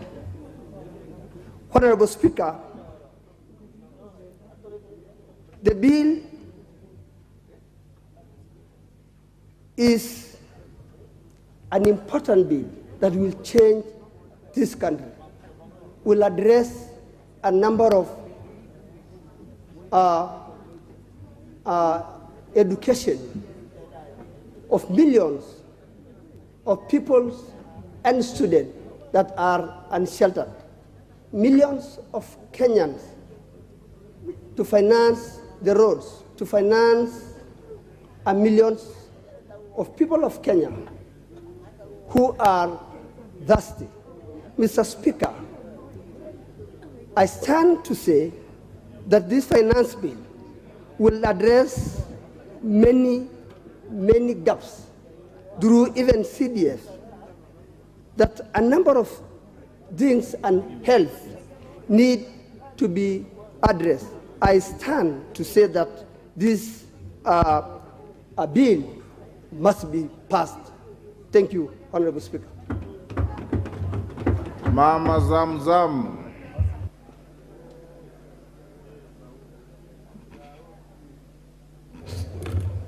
Honorable Speaker, I rise to oppose this bill. Honorable Speaker, Kenyans have braved harsh economic times in the last couple of years. And despite promises and reverse the situation by the current regime, things seem to be getting worse day by day. The continued rise in fuel prices and free fall of Kenya's shillings have affected prices of basic commodities in this country, and thus driving the inflation rate above 90% in recent months. Mr. Speaker, sir, I was looking at this bill, and I'm looking at the increase in the VAT of petroleum products from 8% to 16%. And I'm asking myself, how are we going to improve production if at all we are going to add this amount of task from the previous years? Actually, we are going to run down the curve, and I believe that you are no longer going to collect more taxes. As you are aiming at collecting more taxes, Honorable Speaker, with this kind of increase, production is going to fall low, and the Kenyans are going to suffer even more, and the production definitely will go down.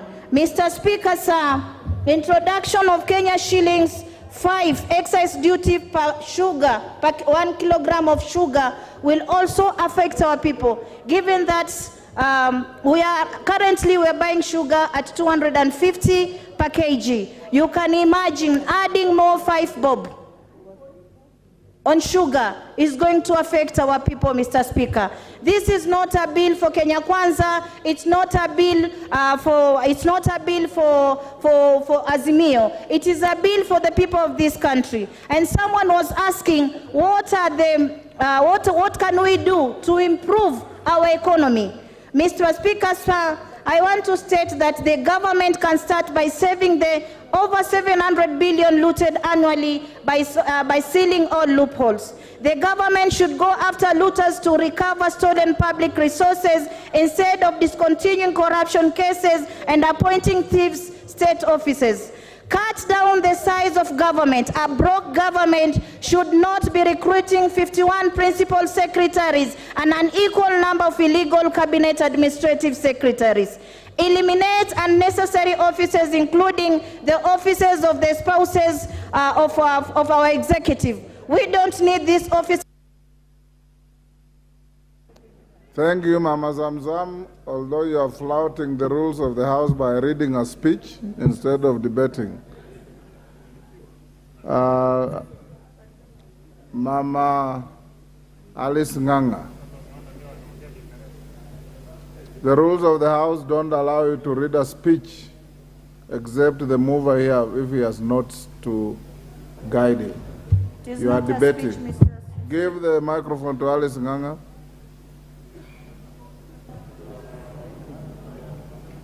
What's the problem?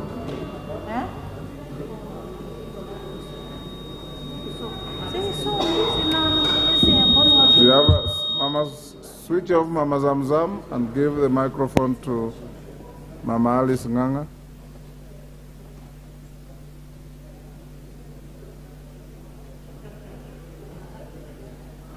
Give a portable microphone if you are not able to give that.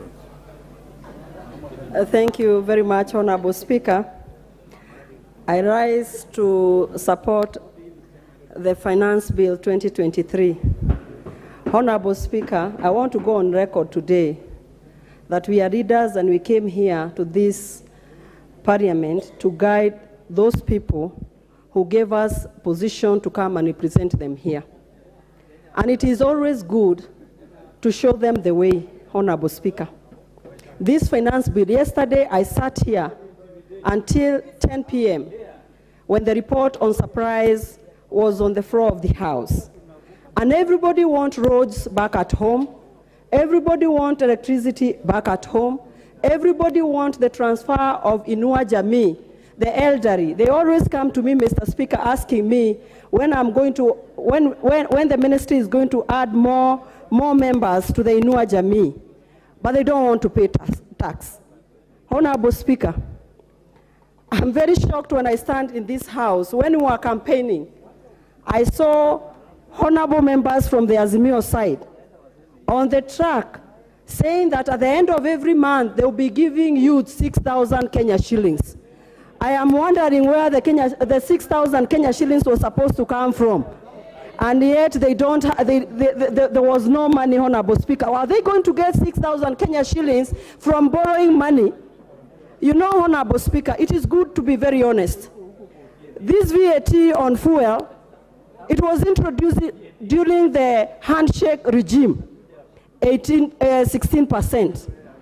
Then, Honorable Speaker, they decided to borrow money and that conversation died. Then this conversation was introduced in 2021. And Honorable Speaker, because of the minutes they took from me when my mic was not working, so I need to be added the 2 minutes, Honorable Speaker. Honorable Speaker, for us to be able to take care of our constituencies. Honorable Alice, there's a point of, is it order or information? It can't be both, it's one or the other. Mr. Speaker, I just wanted to clarify, because it is also important, Mr. Speaker, that we remain factual in our address in this chamber.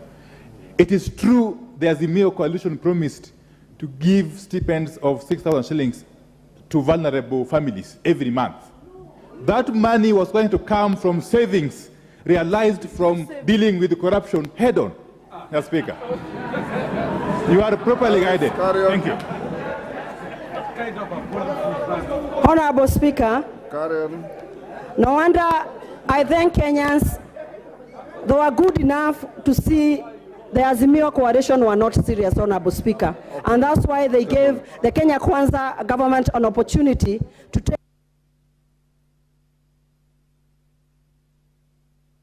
Thank you, Alice. Your time is up.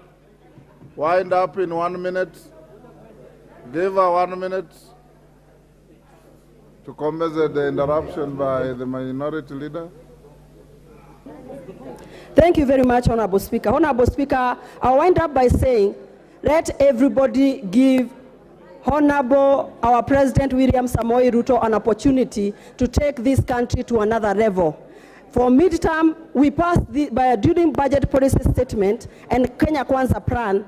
Let us be able to sustain ourselves from money collected from us.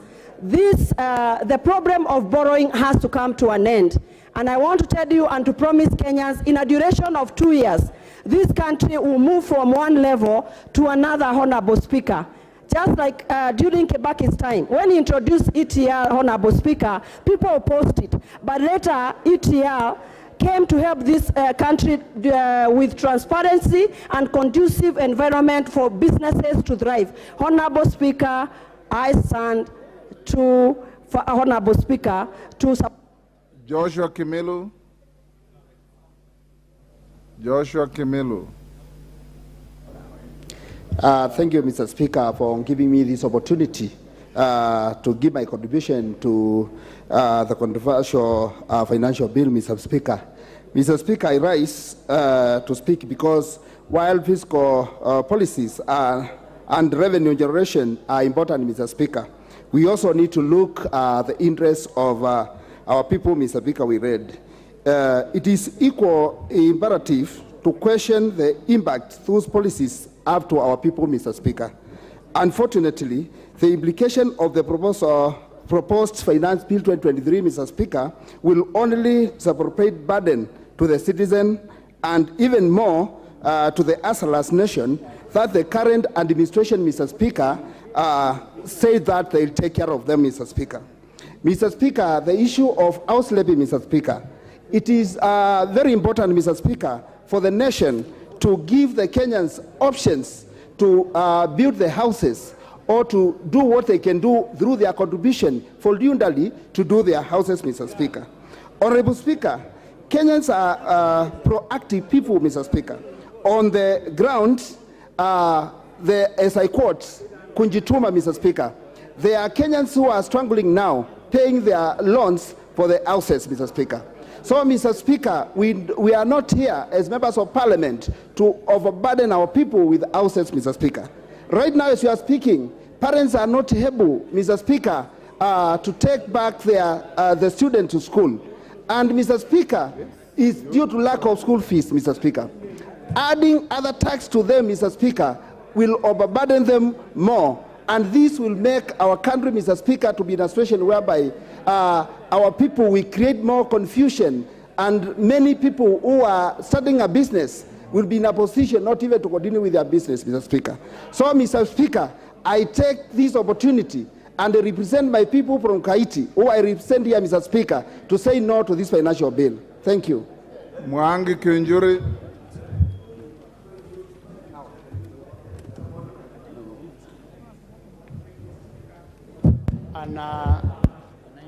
Give to Mwangi Kiunjuru a microphone.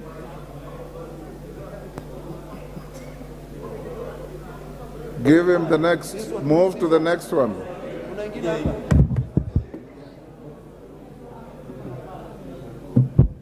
Thank you, Mr. Speaker.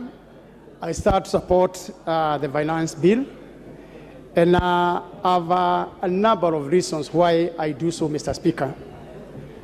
First, Mr. Speaker, is that I've interacted really with a lot of people, and I agree with my colleagues that this is one of the most interrogated bills in the history of this country.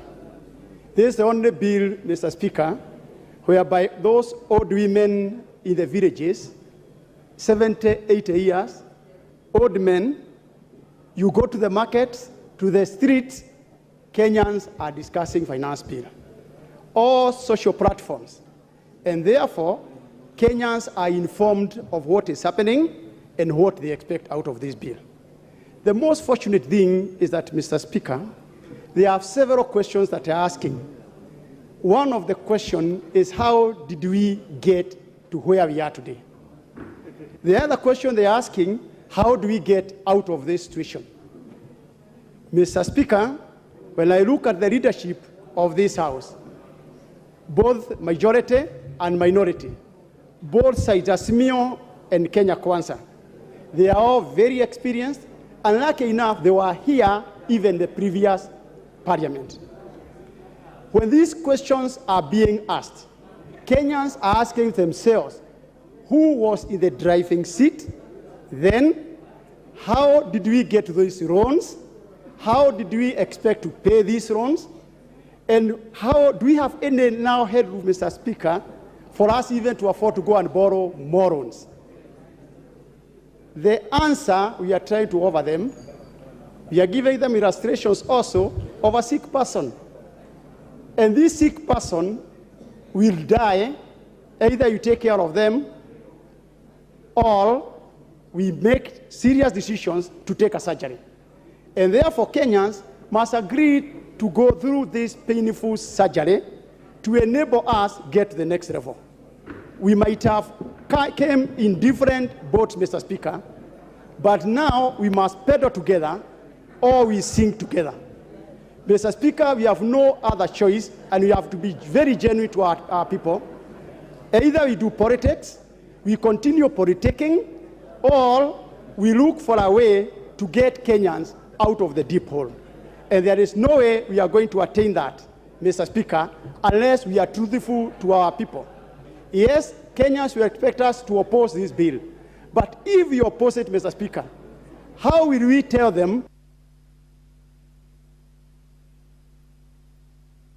Your time is up, Kinjuri. Umulkhair.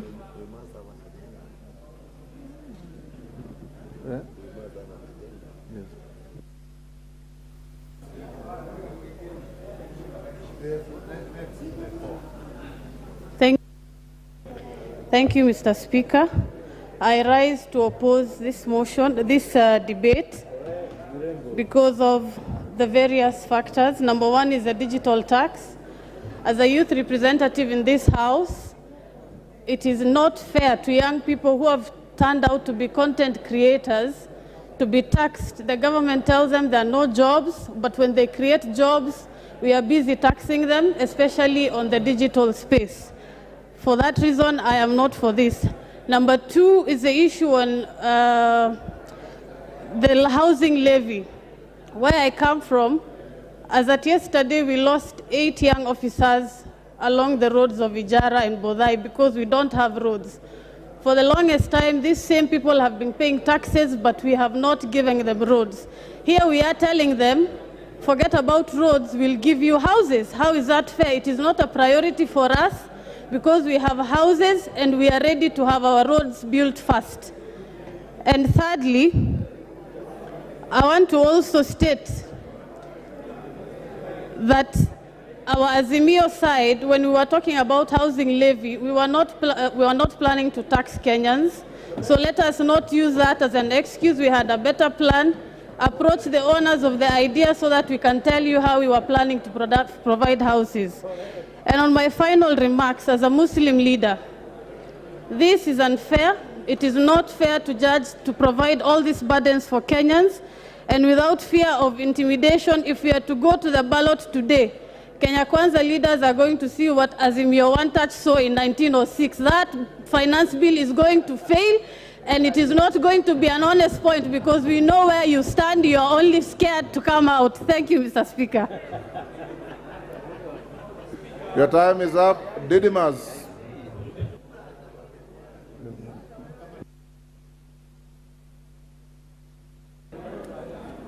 Thank you, Mr. Speaker, for giving me this opportunity and make it very clear that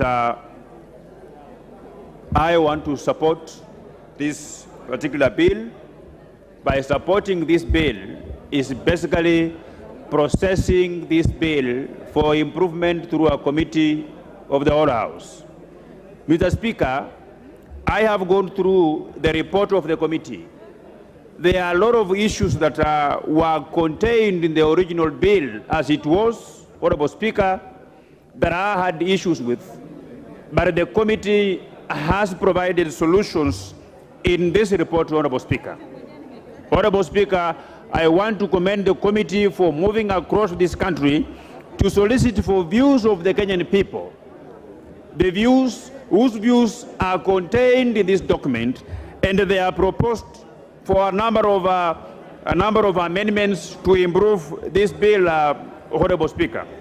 Honorable Speaker, I am particularly happy because we have very many people who are misleading Kenyans that the reduction of tax on spare parts that are used in aviation, in aircraft, that they were going to benefit the rich people, but the reduction of taxes on aeroplane spare parts is going to bring back the business of aircraft maintenance back into this country, and this is going to create very many jobs that are going to assist our people going forward, Honorable Speaker.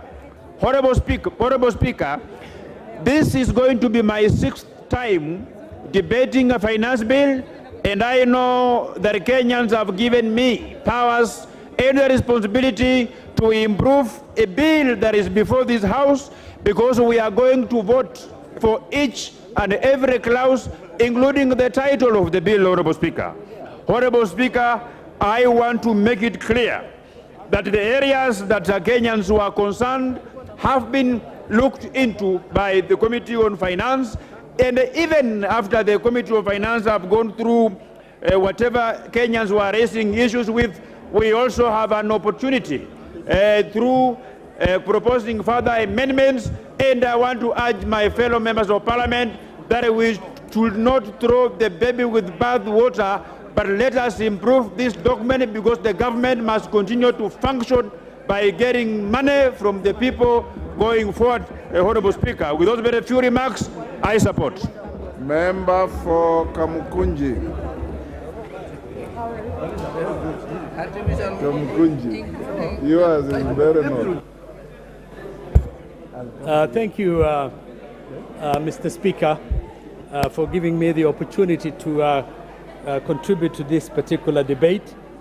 I represent a constituency in Nairobi with a substantial number of low-income population, many of them who live below the poverty line.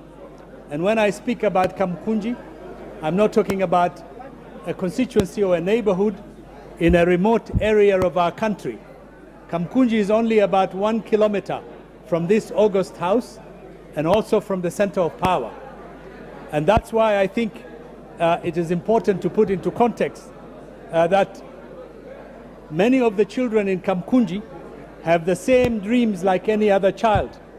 They have a dream of living a better life, a dream of having access to good schools, a dream of having access to good education and medical care, a dream to have a decent, affordable housing. But unfortunately, Mr. Speaker, they don't benefit from many of those things as we speak today. They also have a dream as Kenyans of a prosperous and a better Kenya. And that's why I think For example, many of the aspects of this finance bill would contribute for us to be able to fund the necessary infrastructure that we need, particularly with the housing program. The housing program would be of a great benefit for the people of Kamkunji, because much of Kamkunji consists of slums where people live in squalid conditions. It will also provide employment to the young people of my constituency, as well as help many of the traders from the Juakali centers, and we have the largest Juakali in the country, to be able to do things for the development of this housing project. And Mr. Speaker, you cannot be an independent country, a free and independent country, if you cannot put your infrastructure in place, if you cannot pay for your health and education and lift the economy of your country. Therefore, we need to pay for this and stop being beggars in the world, carrying a begging bowl asking for help. We need to fund our own development.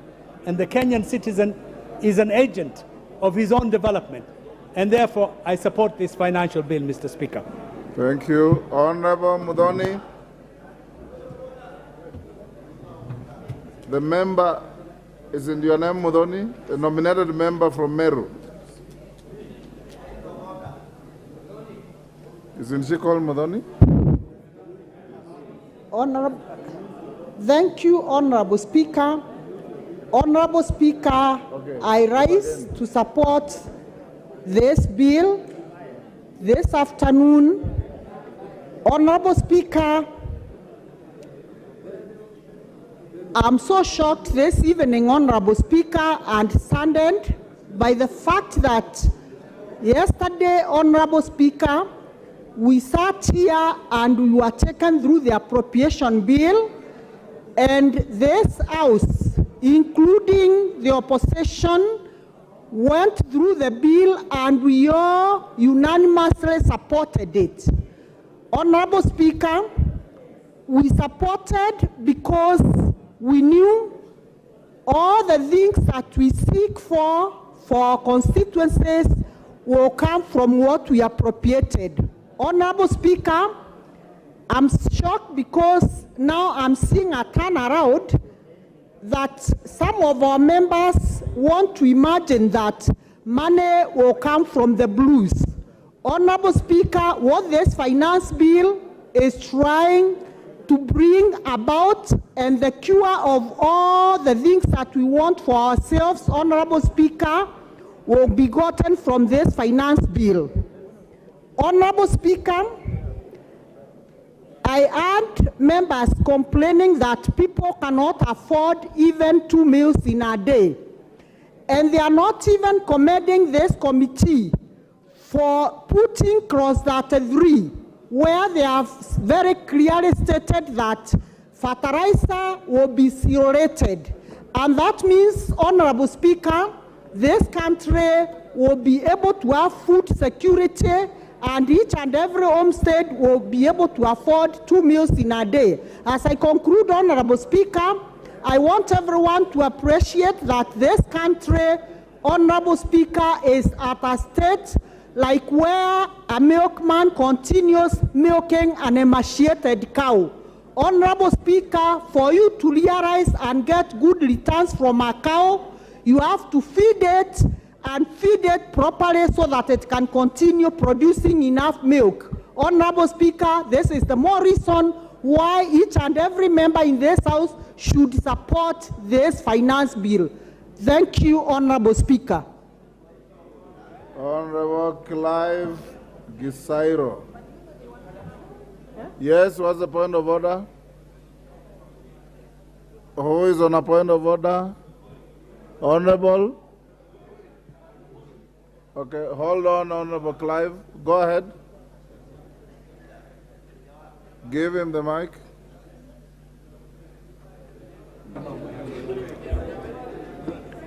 Thank you, Honorable Speaker. I'm rising for a point of order.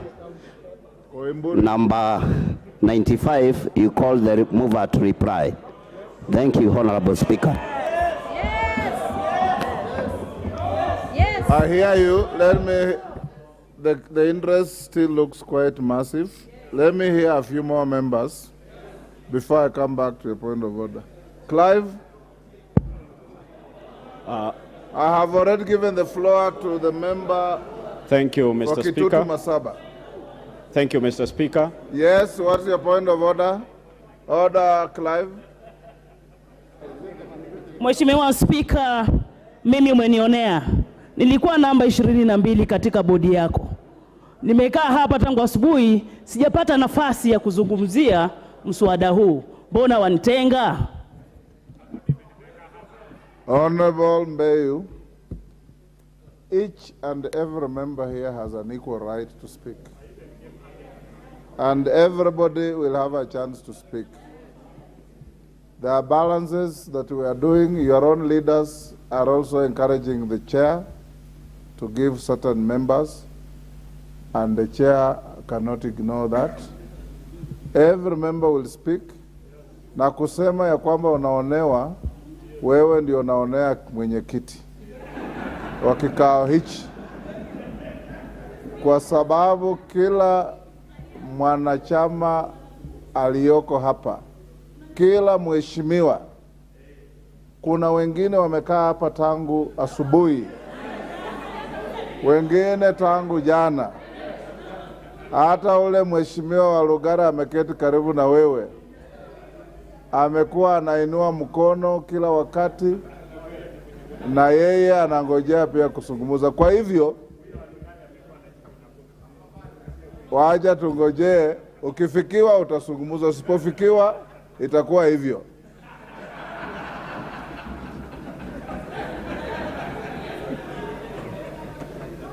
Clive, give the mic. Thank you, Mr. Speaker, for giving me this opportunity, and I stand up to oppose this motion, and mainly on two areas. Number one, the housing levy.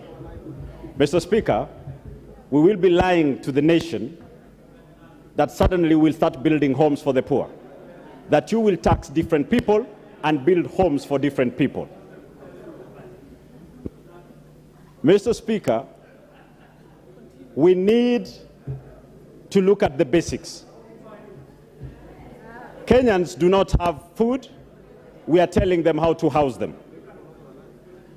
While defending these, the other side has spent a lot of time trying to tell us that this is an opportunity to create jobs for the youths. Can you tell us what exactly this levy is? Is it a job creation levy or a housing levy? We've changed it from a contribution to a levy, moved it from a provision whereby we are going to have, after 7 years, the contributors had a way out or to stay in clause. Now it's a levy, which makes it a tax generally. Mr. Speaker, that side, as they sit there, they are at pains. They are trying to convince Kenyans they are unconvincible. They are telling us that it's us who are trying to explain to the masses. The masses are not illiterate. We are here defending the teacher who can read and understand. We are here to defend the policeman. As you sit here, some of the members who even work in this parliament are broke. They do not need these additional taxes. Mr. Speaker, the second item is on the tax on petroleum products.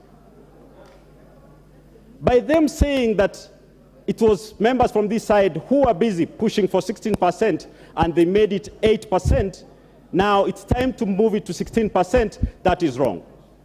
The moment we tax petroleum more, the border will be out of business, and you saying you'll provide for them electric bikes, you are lying to them, because electricity currently as it is, for 1,000 shillings electricity bill when you buy tokens, 130 is petroleum charge.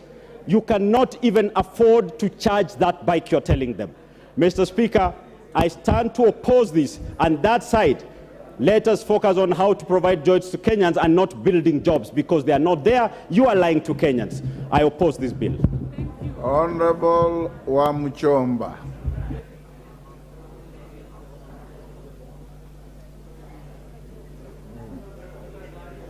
Give to Wamchomba the mic.